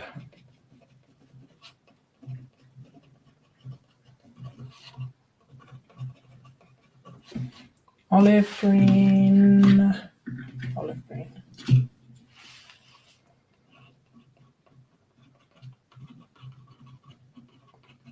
That's beautiful. I really like that. Generate your own art supply holder. It's funny because one of the chats that we have in my art membership is called ASHA, and it stands for Art Supply Holders Anonymous. So you are... Ooh! I've just got Posca all over myself. I was doing the thing like as if I was Cruella de Vil in 101 Dalmatians, like when you shake it and shake it and shake it to try and get the ink out. Turns out there is ink. Hey, Sharmak, welcome. We are good. We're just finished doing swatches. Turquoise. Oh my, I always struggle to spell this. Turquoise, blue. And I'm just labeling them so that we can see this side here is gouache and this side here is acrylic gouache, just so that we have the comparison. And I'm going to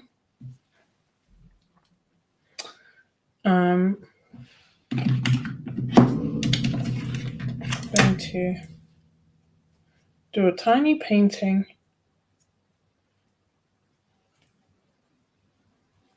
This one's pure blue.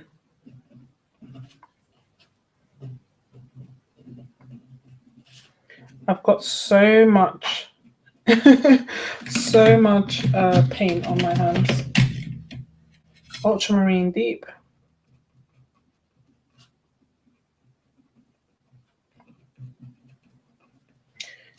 Prussian blue, aka bay.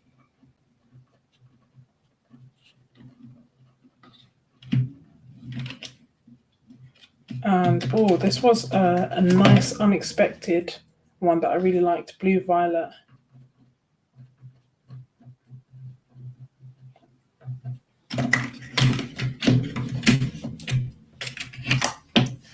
This is Violet.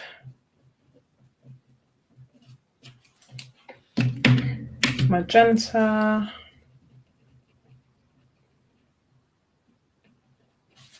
Rose. The magenta doesn't look like magenta to me. Yellow ochre, which I don't think I said the pigment number, or maybe I did and I forgot. No, I didn't. So the yellow ochre is PY42 and PY43.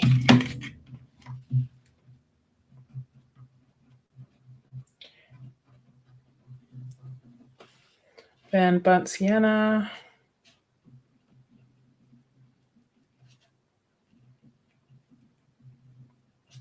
Burnt umber.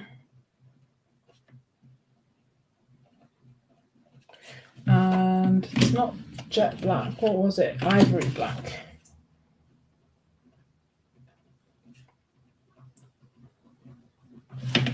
There we go. So those are the 224 sets, with this one being just Holbein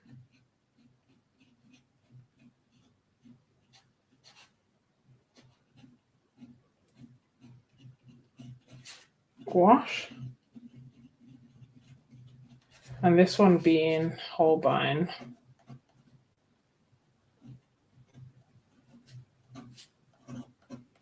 Acryla Gouache.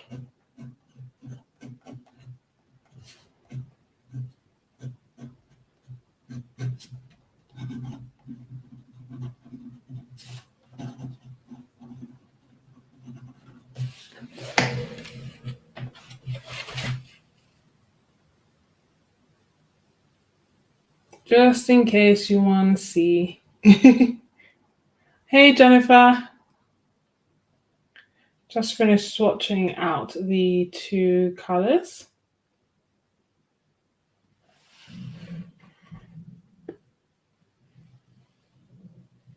And then at some point, probably in a separate video, I'll need to figure out which are going to be the 16 that I add to the set.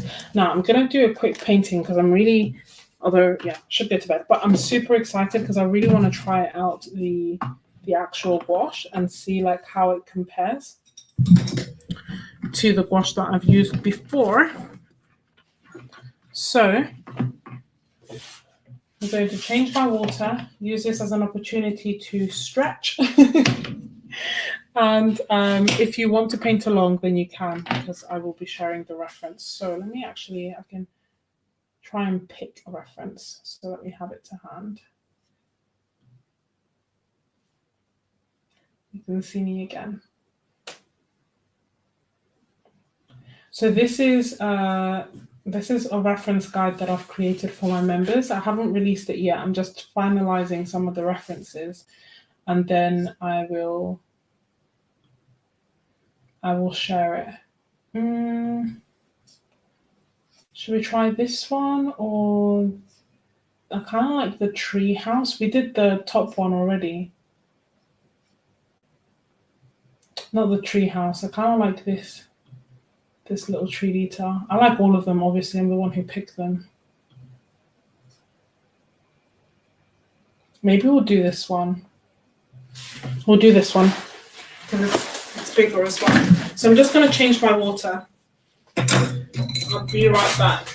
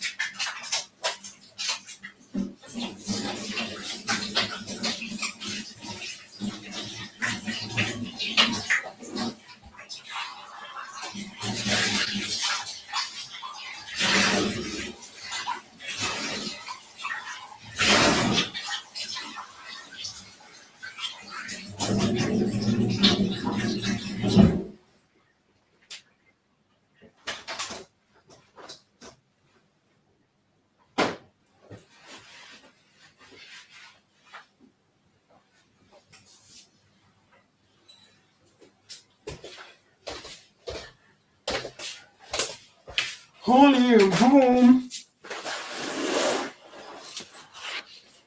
Hey, um,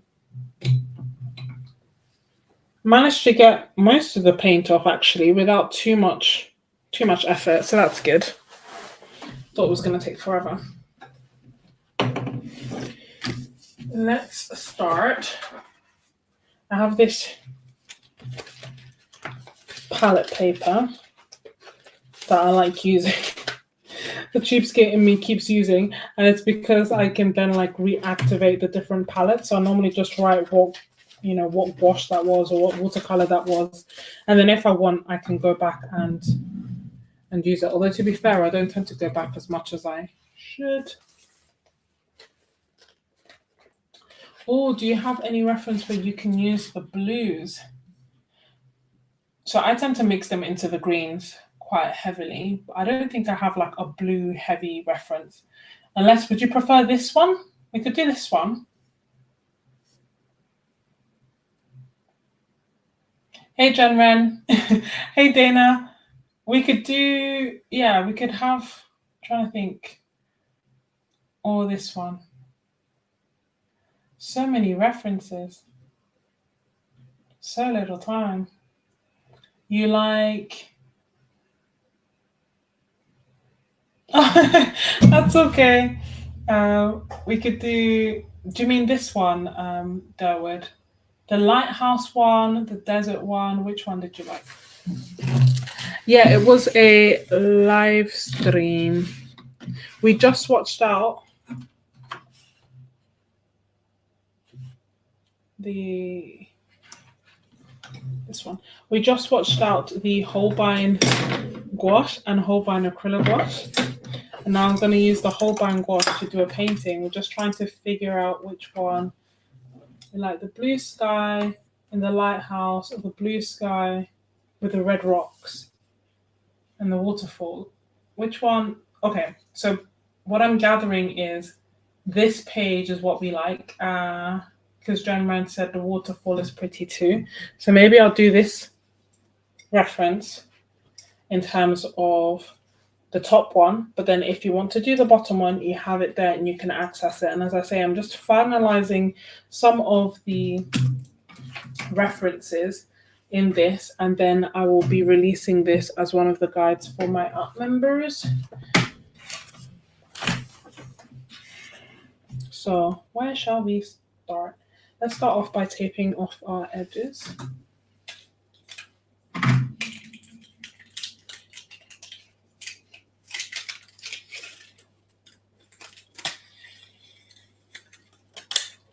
Fly me to the moon. Do, do, do.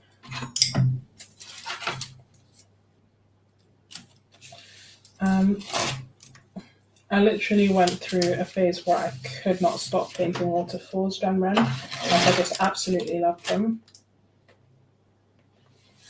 I think it was when I was doing the 10-hour challenge. I was thinking about doing the 10-hour challenge again. In fact, I was thinking about doing a 10-hour live stream where people can jump in and out. I don't know. I'm in two minds about it. I think it would be fun. I think it would be exhausting, but it would be fun.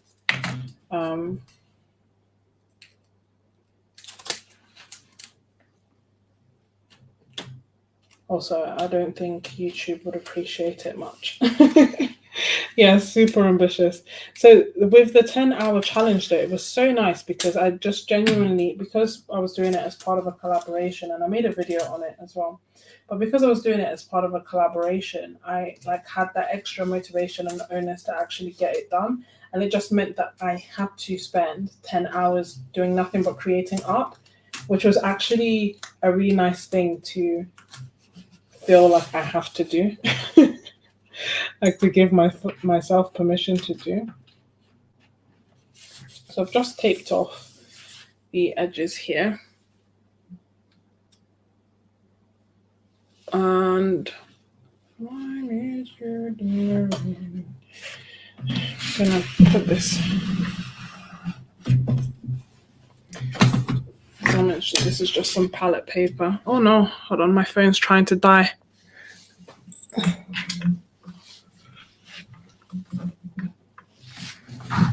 Not on my watch. I don't even know how much battery is left.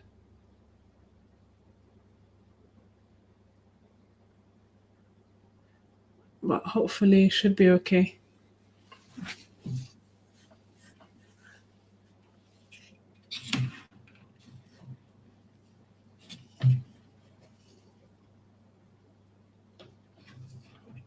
Okay, cool. Let's do this like Brutus. Gonna use some white.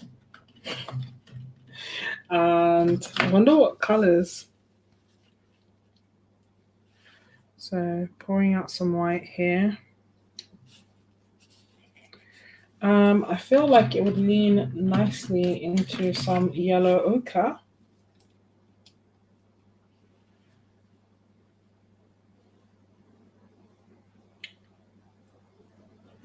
And or kind of feel like burnt sienna would also be really nice. Maybe I won't do some color mixing actually. Maybe it will just all be pure color. And what else? I kind of feel like the olive would also be really nice. Like normally I would mix my greens, but it's here. Where should I put it? Like I'll put it like here. And then blues wise, to be fair, there's not a massive amount of blue. The turquoise blue I think would be really nice for our sky.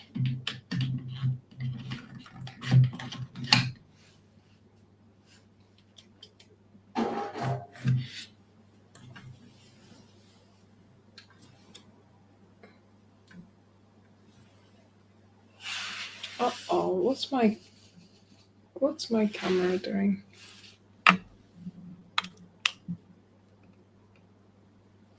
Oh, you can only but hope for the best. If not, I'll just have to re-record. Yes, in such a dark room. I know, because I feel like if I have all the lights on, one is electricity, and the way I got hit with such a ridiculously high electric bill.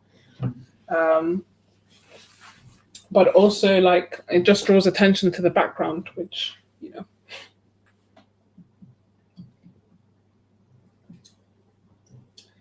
isn't that needed. So I'm just starting off by taking some white. Oh, how about, okay, this is a cheapskate in me. My brush is not clean and I was gonna like wash it off, and I was like, no, I can't wash off this gouache. So I was like, let me put down the dirty white and then clean off my brush a bit better and then pick up some more white. But it's fine, you know, this grey white kind of goes with the vibe anyway. Picking up some more white, just getting like, you know, actual white as opposed to this, and then taking a little bit of blue and blending that in, adding some water. This very first layer that I'm doing is a little bit more watered down, just so that I can get familiar with the colors and also familiar with the gouache. It's flowing nicely. It's blending nicely. I'm getting quite a lot of color payoff for a tiny bit of gouache, which is good.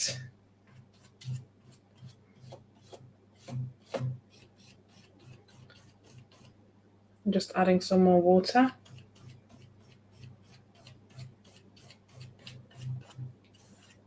I'm using a flat brush, but that's more like a stylistic preference as opposed to a gouache necessity.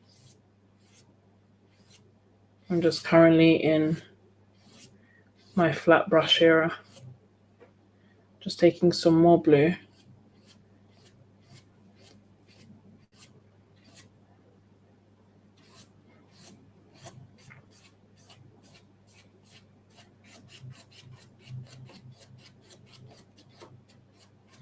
Okay, now I'm gonna go over quite a bit of it anyway. Taking some white actually and adding a little bit more white here and blending that. And that's just so that I can have a bit of a nicer transition when I do this yellow ochre kind of detail. That's why I like the first super thin layer, and not everyone paints the way that I do, but the reason that I like this is just so that I can figure things out before I commit to like a super thick layer on top. So, but this is pigmented. Like, can you see how much water I am adding? And still the color is so vibrant, which is good.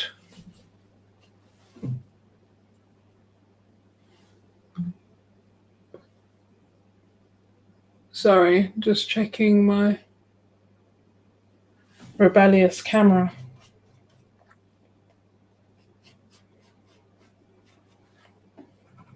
So I took like the tiniest bit and it's still super bright. Now I'm taking the yellow ochre and blending some bits in. And because it's all wet, it's all blending into each other. But that's fine. It's the first layer. It can do that. I'm taking some more yellow ochre and adding it to the bottom.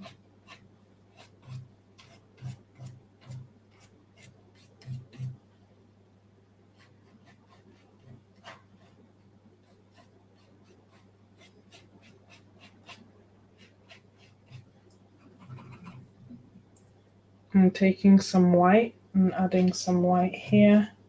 And I'm just going to want this layer to dry so that I can then add more layers and figure out what I want and what's working and what's not. And I feel like the burnt sienna is working. The burnt and the yellow ochre is also working. I may just need a little bit less white, we'll see. And towards the front, there's like a slightly off yellow color. So I've just added white to desaturate that bit right at the front. And then also we have greens right at the front that I haven't really added at all. So let's try and add some now. I'm just taking some green and mixing in a little bit of that yellow ochre. And then just taking some of the pure yellow ochre as well to see, do they work together? Are they nice and harmonious? And indeed, they are. I'm taking the one that's mixed in a little bit. And also I don't want it to all look, I know I'm using a flat brush, but I don't want it to all look like straight lines. So I'm also trying to be mindful of the shapes that I'm making. And I feel like that's pretty good for a first layer. Oh, that's so cool. No, you didn't tell us before about your mum being a phenomenal oil painter, Jenren. What's your medium of choice? Just going to dry, okay?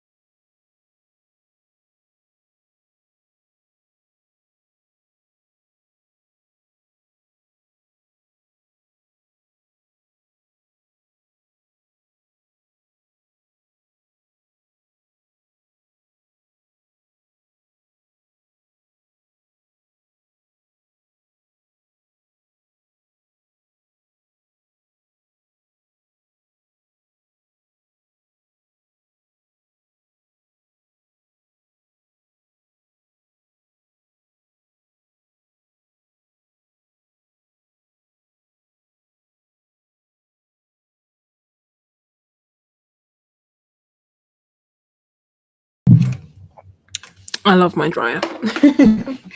Oh, whoops. It's because it's charging, it's pulling my phone down. But hopefully you can see okay. So now I'm going to go in and do another layer and add more details. I actually think that the colors where I had less white looked better. So I'm going to, like, I still feel like I am going to add some white, but perhaps not as much as I did before. So I'm starting with the burnt sienna. Sometimes I find it quite challenging having a reference in that I wouldn't be able to paint this from my mind because I wouldn't even know where to start. So a reference is definitely really helpful. That being said, sometimes if you start paying too much attention to the reference, then you start getting into like details that you don't need and it starts becoming a little bit confusing. So it feels like a delicate balance. That's me just contaminating my white with my still contaminating, taking more and more. Whoa. There we go. And that's just for the mountains that are a little bit, are they mountains? Canyons, details, things that are further in the back, just to add more details.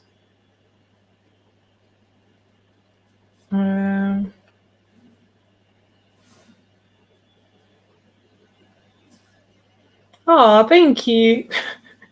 Thanks, David. Let's hope that it stays and it sticks because as we know, with the love-hate relationship that we have with gouache, it is going to dry. There's going to be a color shift. So I'm trying to push it lighter than I would, and I'm adding the white because it's in the distance and I want it to be, less saturated. And then as we get closer, it's gonna be a bit whiter and have a bit more saturation. A bit more saturated, so less white. And we may, yeah, because you see, as it's starting to dry, I feel like I'm starting to lose some of that contrast. And I'm going to add a color to our palette, which may or may not make sense. Time will tell. Whoops.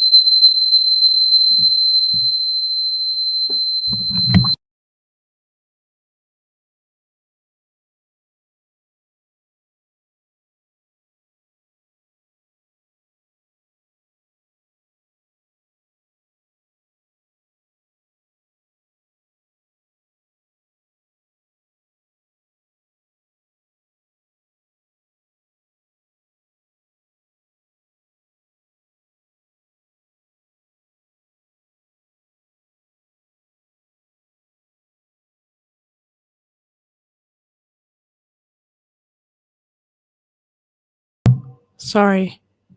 Is that better? Hopefully that's better. Sorry, my headphones randomly turned off, which is what gave all that feedback. So I'm adding Prussian blue to the mix and cleaning my gouache.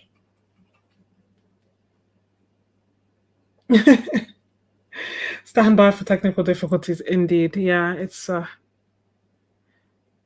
think maybe because we've been doing it for a while. Like I don't know why it does that sometimes. So I've just added that Prussian blue to the burnt sienna to again give us like an even darker value.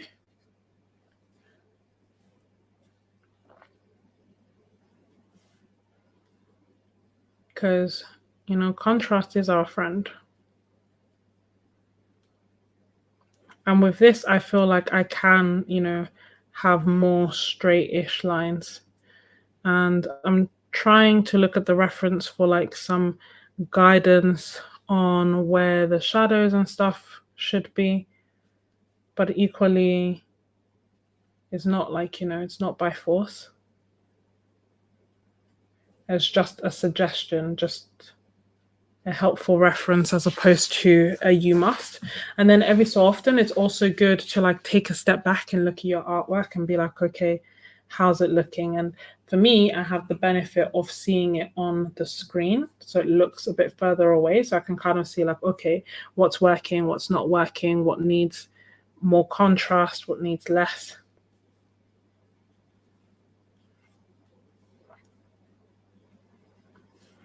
And adding more details.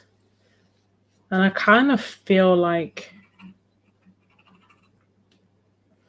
I need the brightest of bright. Like, I feel like I have my middle and I have my darks, but I don't have like the really, really light colors yet. And I may or may not get them. I don't know, because I'm adding white.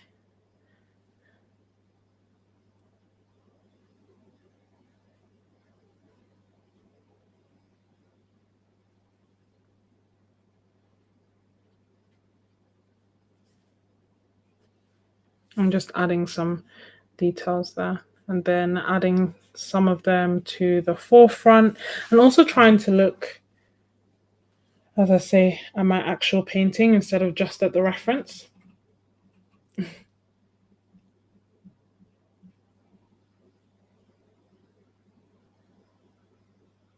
Okay.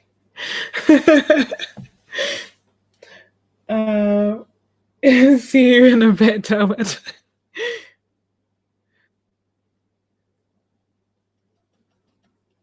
Let me put some more green.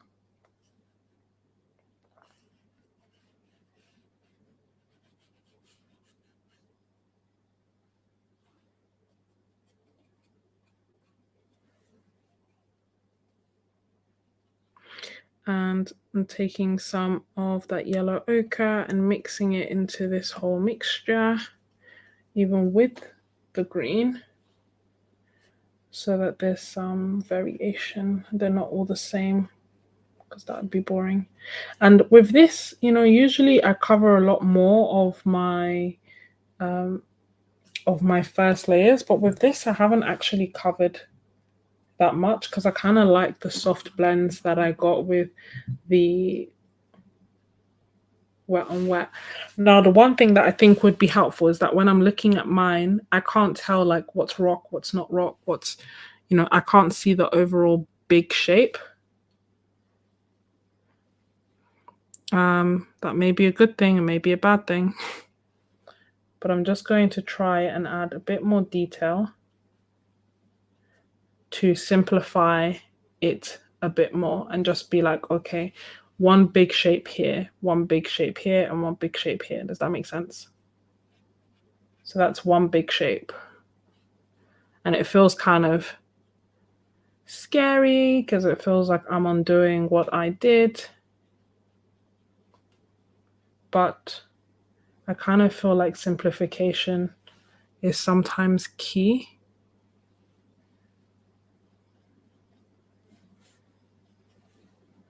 And I kind of feel like I need somewhere for my eyes to rest.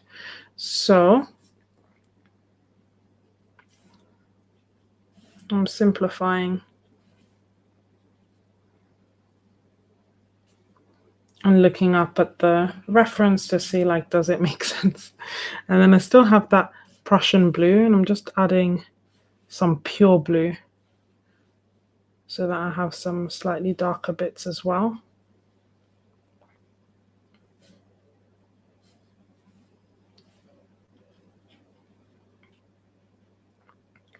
And letting it run in some bits and looking at mine versus the reference and seeing if it makes sense.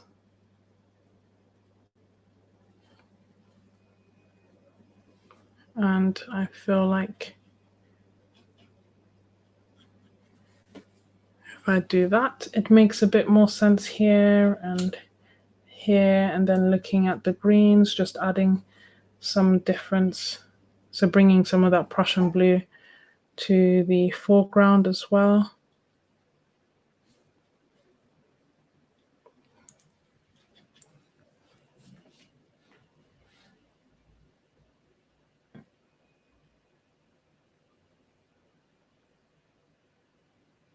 You like the yellow brush in the front of the picture? Yeah. It's a there's something so nice and peaceful about the reference.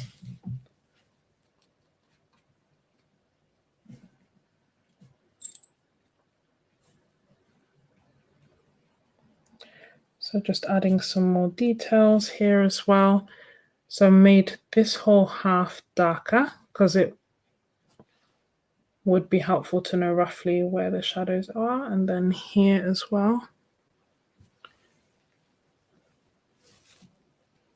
And I feel like it's definitely one of those that I would say probably looks better from far than it does from near, but it's okay.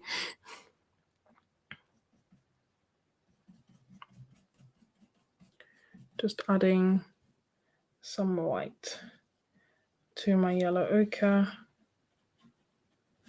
and adding some of that to the front, to parts in the back.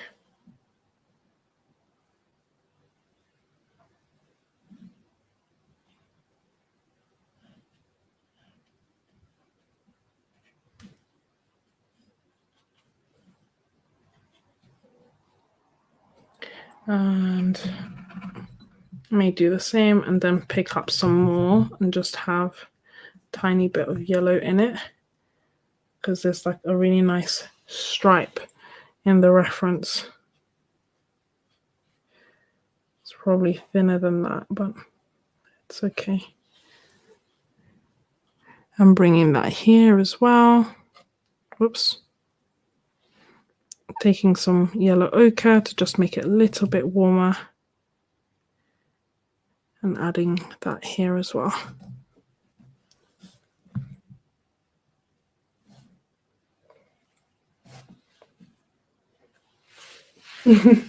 Hey Dee, thank you so much.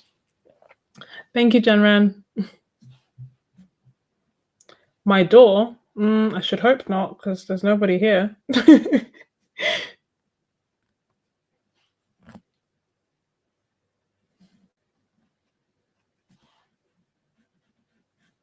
I should. And I'm not even the type who'd be like, you know, in the movies where they're like, hello, is anybody out there? And like walk towards the noise. That will literally never be me. I'll just lock my door and wait.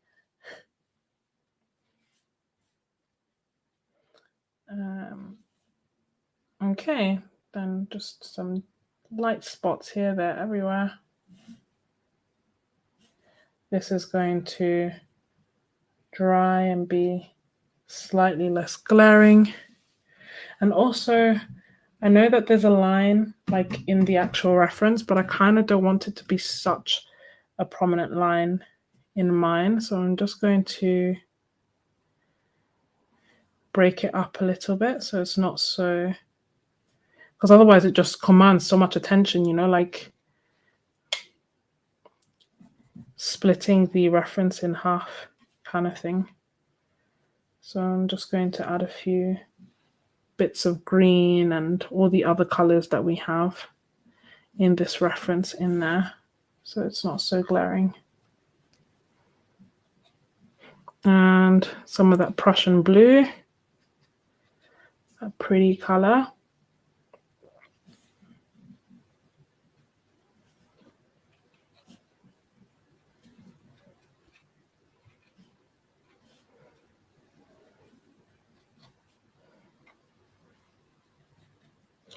And maybe I'll do some more of that light lemon, that light olive that we have.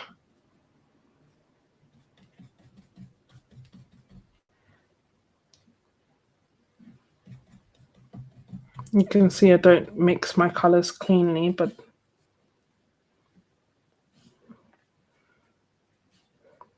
so I feel like that's okay.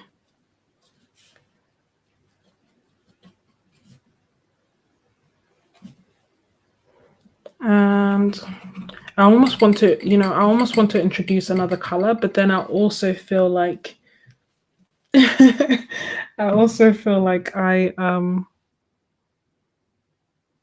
like, the less I can get away, like the less colors I can get away with, the better.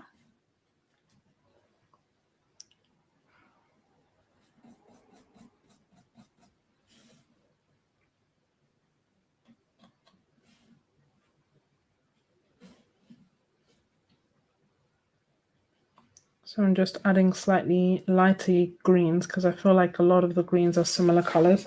But I don't know if that makes, do you see what I mean? When I get closer, it's like, but from far, it's like, ooh, where'd they do that at? It's not bad close up either. It's just got a lot of details. Can you see? Question is, was that enjoyable? Did I enjoy using the wash? And the answer is yes. Yes, I did. um, oh, thank you. Thank you, Dee. Yeah, there's just, I'll just do another quick one because we still have, I mean, this painting probably won't be enough to, this one I won't do like a proper background, but it won't be enough to finish this gouache, I think. But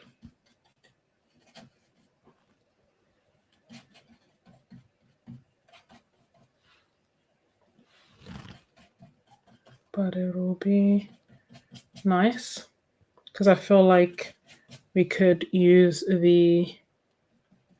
Oh wait, am I even? I was like, wait, am I even showing you? Like, am I even on screen?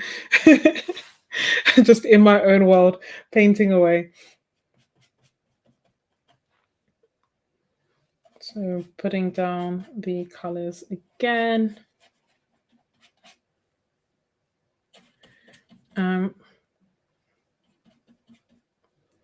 Making a little bit of like stylistic choice and using slightly brighter colors because I can.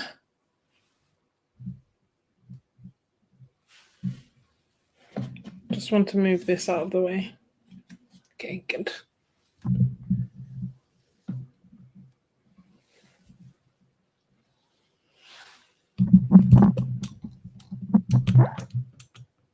Hopefully you can still see. Yes. Yeah, so just using slightly brighter colors or slightly, yeah, I guess they're slightly brighter. Do you know what I mean?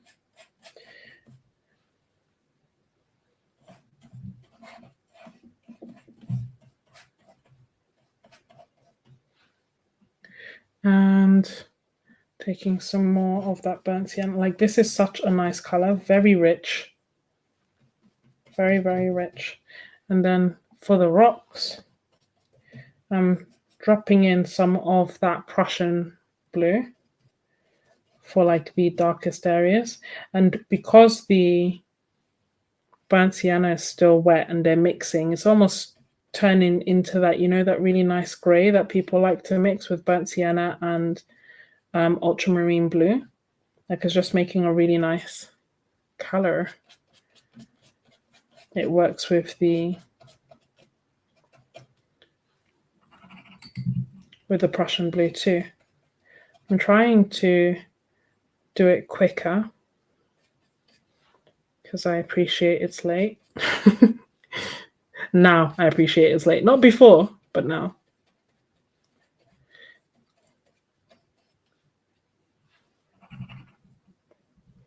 And taking some more of that Prussian blue, but I want it to be darker. So I'm going to mix in some of that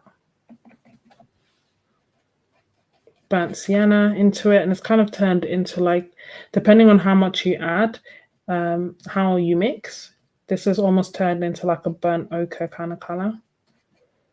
And I'm just seeing like, do I have the rough values right? Do I have the rough colors?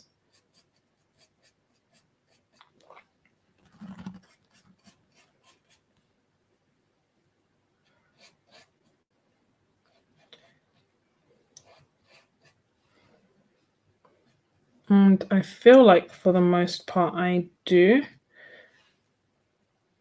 Taking some more of that burnt sienna. Okay, so up here is like the light bit. And again, I'm trying to think big shapes. Big details, big shapes. And not putting in too many details at the moment. And I have, oh, my camera's about to die.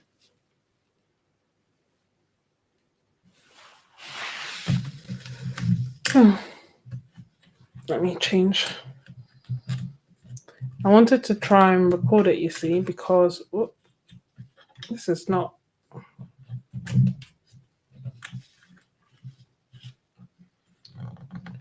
Not working. Yeah, I wanted to try and record it because sometimes it's nice having the bigger version of the real-time process, but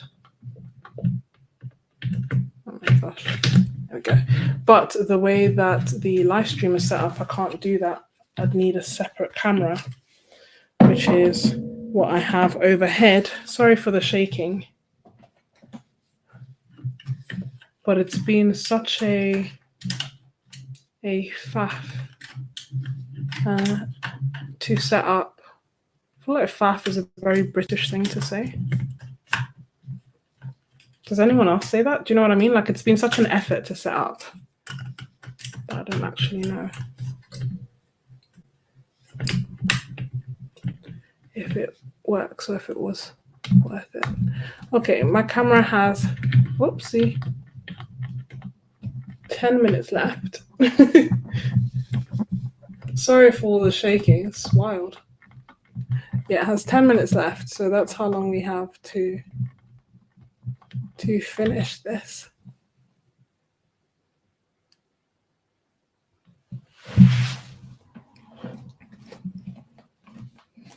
Okay, how's it looking? Does it look like it could be done in 10 minutes? Time will tell. Let me move the battery out the way. Yeah, very Brit, okay.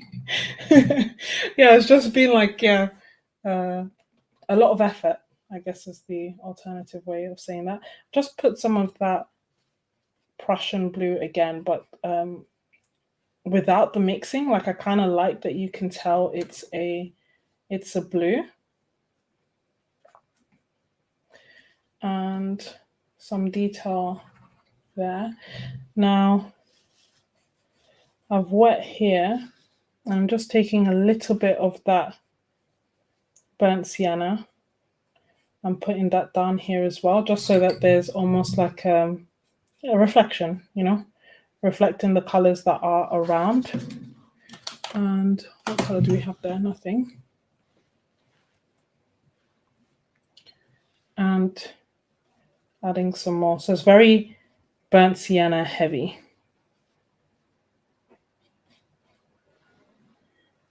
Taking some of that yellow ochre, mixing some of the burnt sienna into it, taking some more of that yellow ochre, and adding that to the top of that rock.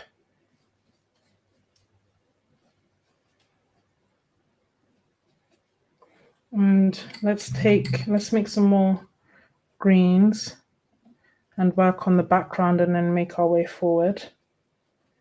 Although I quite like that there's almost like a translucent glow to the background. So I'm not covering the whole background, if that makes sense.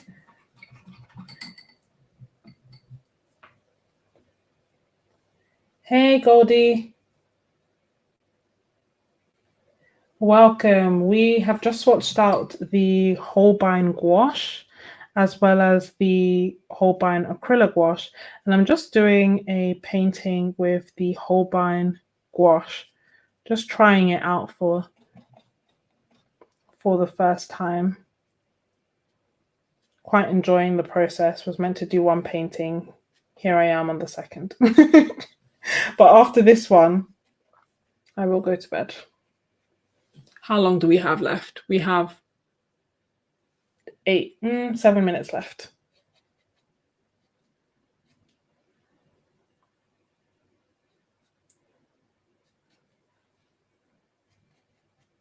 And just doing, the gouache is still wet in the back, so I'm actually allowing it to blend into each other, so it's kind of like wet on wet.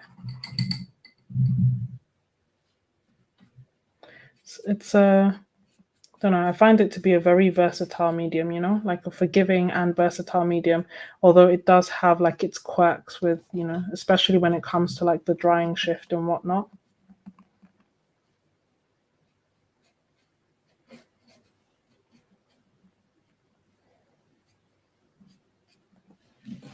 I kind of feel like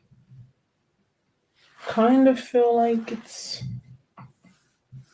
primarily like almost done, but maybe I feel the other thing that would be helpful when looking at it is maybe a few more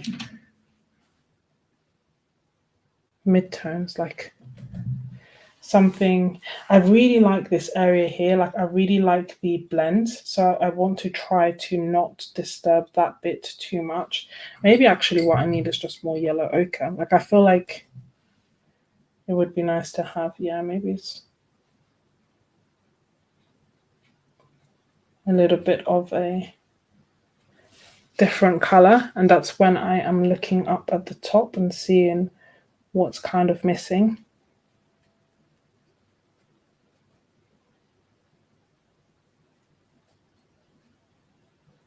I have this thing where sometimes if there's something that I really like, it's like all of my attention gets drawn to it all the time, and I have to remind myself not to paint over it. So I keep looking at this bit and I'm like, oh, I really like it. And yet, like, if I don't think about it, that's instinctively where my brush wants to go. Just cover up the one thing or the main thing that I like.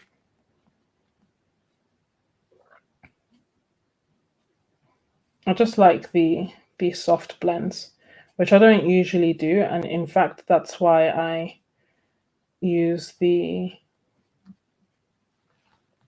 flat brush, you know, so that I can get like a more stylistic, sharper edges. But I kind of like that it's doing it. Let me look up at the top. Are the values making sense?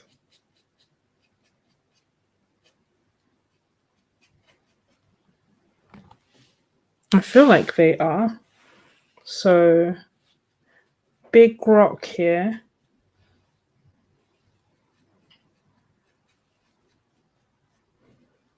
And like we have rocks here, but I'm going to go over it with white as well. And then we have rocks, rock. It's funny, rock, I really enjoy painting rocks, and yet I find them so challenging to paint and to draw. Like in theory, they shouldn't be, right? Like draw an odd shaped cubed, but in practice, I do find them challenging. And how long do we have? 4 minutes. 4 minutes is not enough. Okay. That is what we have. Because I'm not going to start deleting stuff.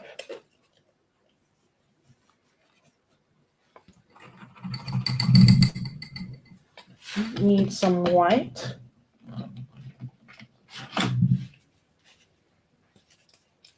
You better never let it go. I'm giving you one shot to not miss your chance to blow. This opportunity comes once in a lifetime. Do you think it's the pressure? as to why I'd start singing Eminem, Lose Yourself. I know, right? We thought it was just gouache, and here we are, timed, not going over that area that I like. Resist that urge. Adding some white here. You better lose yourself in the music the moment you want it. You better never let it go. Adding some more details here. Just like, again, you see where my brush went immediately? I'm like, nope, don't do it. Just adding a few details here because it seems that's where the rocks are being hit by the light. And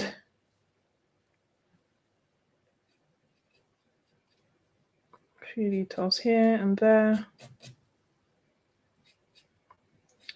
This rock and I keep having beef and I don't know why. Maybe it needs this kind of color. No. Anyway, I now need to add the dry brush.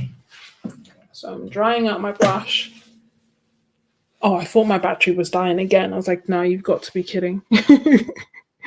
So dried out my brush, picking up that titanium white, doing some strokes like this on my palette to try and kind of like get rid of the excess paint. Should probably do it on a practice piece first, but not going to. My paint is still wet, as you can see by the fact that my white has just turned into blue. So I need to dry it actually before I continue with this. And I also need to separate this.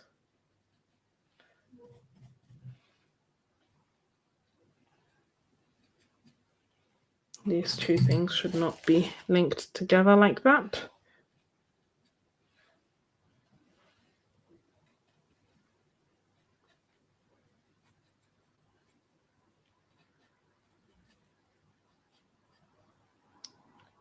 Just adding cracks to separate the rocks.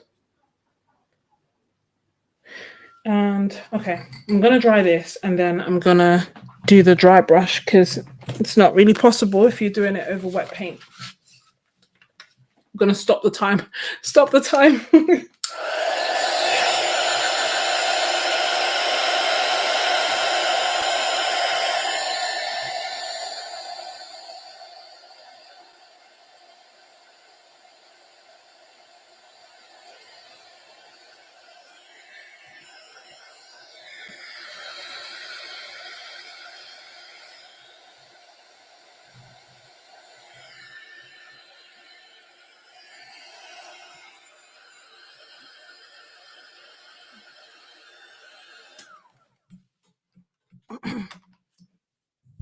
Oh, I thought I muted myself. My bad. Let's try that again, shall we? Is this dry? Feels dry enough. Picking up my white, wiping off excess. Should figure out what direction I'm going in. So the water's going like this. Turning on my camera.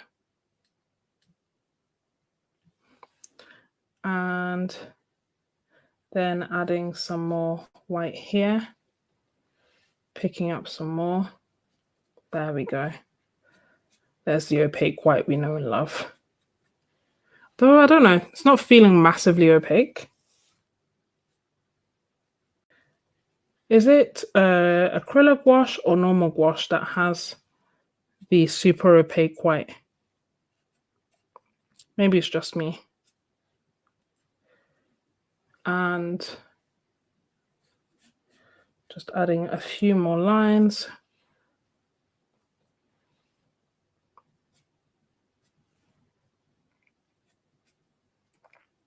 In the water. Resisting the urge to put it over that one area that I really like again.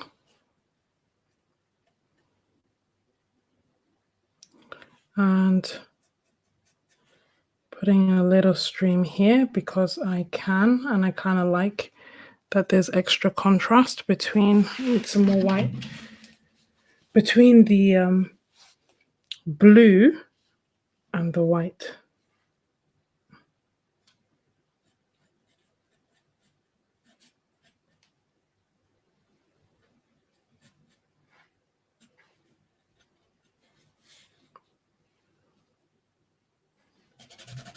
I'm gonna go over that and then I'm done.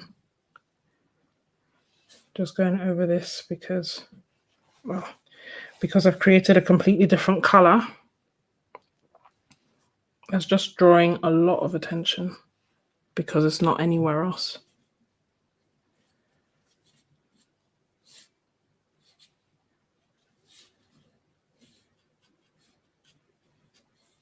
Okay, now I'm done. And I finally, the rock and I are on better terms now. I was like, why wasn't this looking like a proper rock? I don't know, but it looks like a rock to me now. I'm just adding some dry brush in other parts as well. And some shadows to the water. Okay, now I'm done. It's giving fall vibes. Yeah, probably because of the colors. The yellow ochre and the burnt sienna, very fall-like colors. Let's make a note of these colors that we use, shall we? Wonder where though. Should have left space on the side. Here won't make sense. I'll just leave it on here. So we used Prussian blue,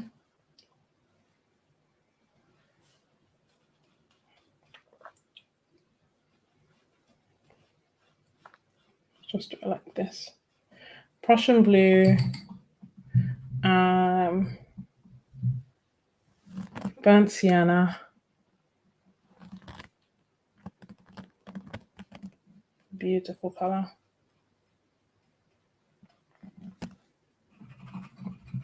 Yellow ochre,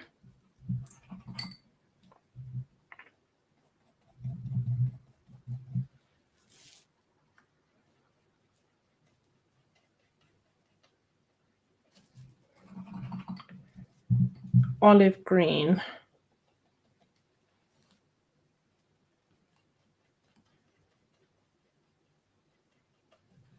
and to be fair, I did also use this blue. What was the name of the blue? Was it turquoise blue or something blue? What was it blue? Yeah, turquoise blue. So let me add, whoops. Let me add some of that up here as well, because there was a tiny bit of turquoise blue.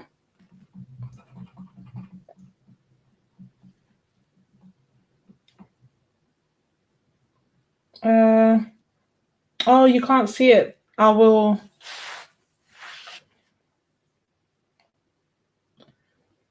How about now? Sorry, it's because I left the reference up. And then I also had white. Let me add some more.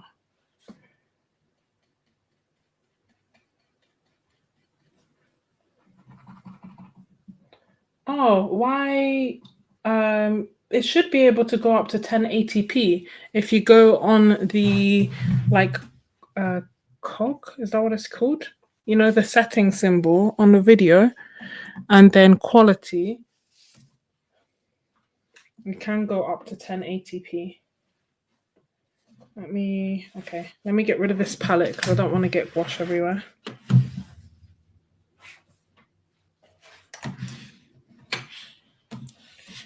And then here we are. Here are, I really like it.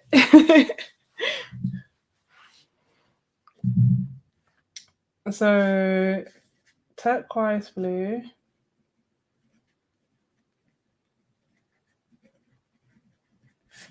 Prussian blue.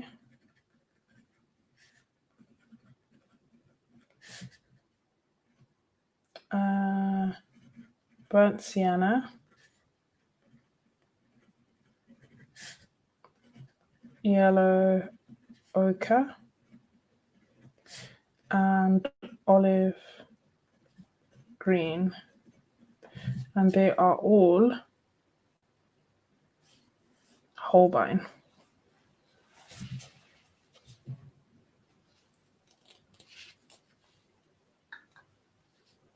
Oh, thank you, Dee. I'm so glad that you've enjoyed it. Honestly, gouache is such a pleasure to use. It really is. Like I said, it has its nuances, but um, it is really something that I enjoy. Hence why I created the gouache landscapes course that we did just over a year ago now. I don't know. I know that there was part of it as well, but that was nice because we got to do like these sessions live, and it was like a 1 week course that I did for free. It was a lot of work, but it was a lot of fun. So I can't complain. Let me do this like a mini tape reveal in theory, because this one has tape around it. The other one does not. So don't want to tear the paper. Okay.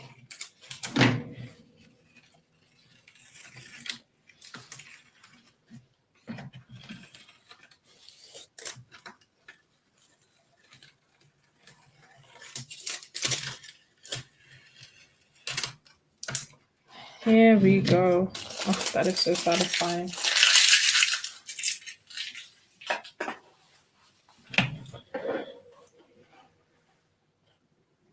So this is the first one. It's grown on me, you know. I really like it now. And then this is the second one. And this is the area that I was saying I love. I can't explain why. I think it's the burnt sienna with the Prussian blue like together and them naturally bleeding into the waterfall. But I love it. I actually love it, and I love them two together.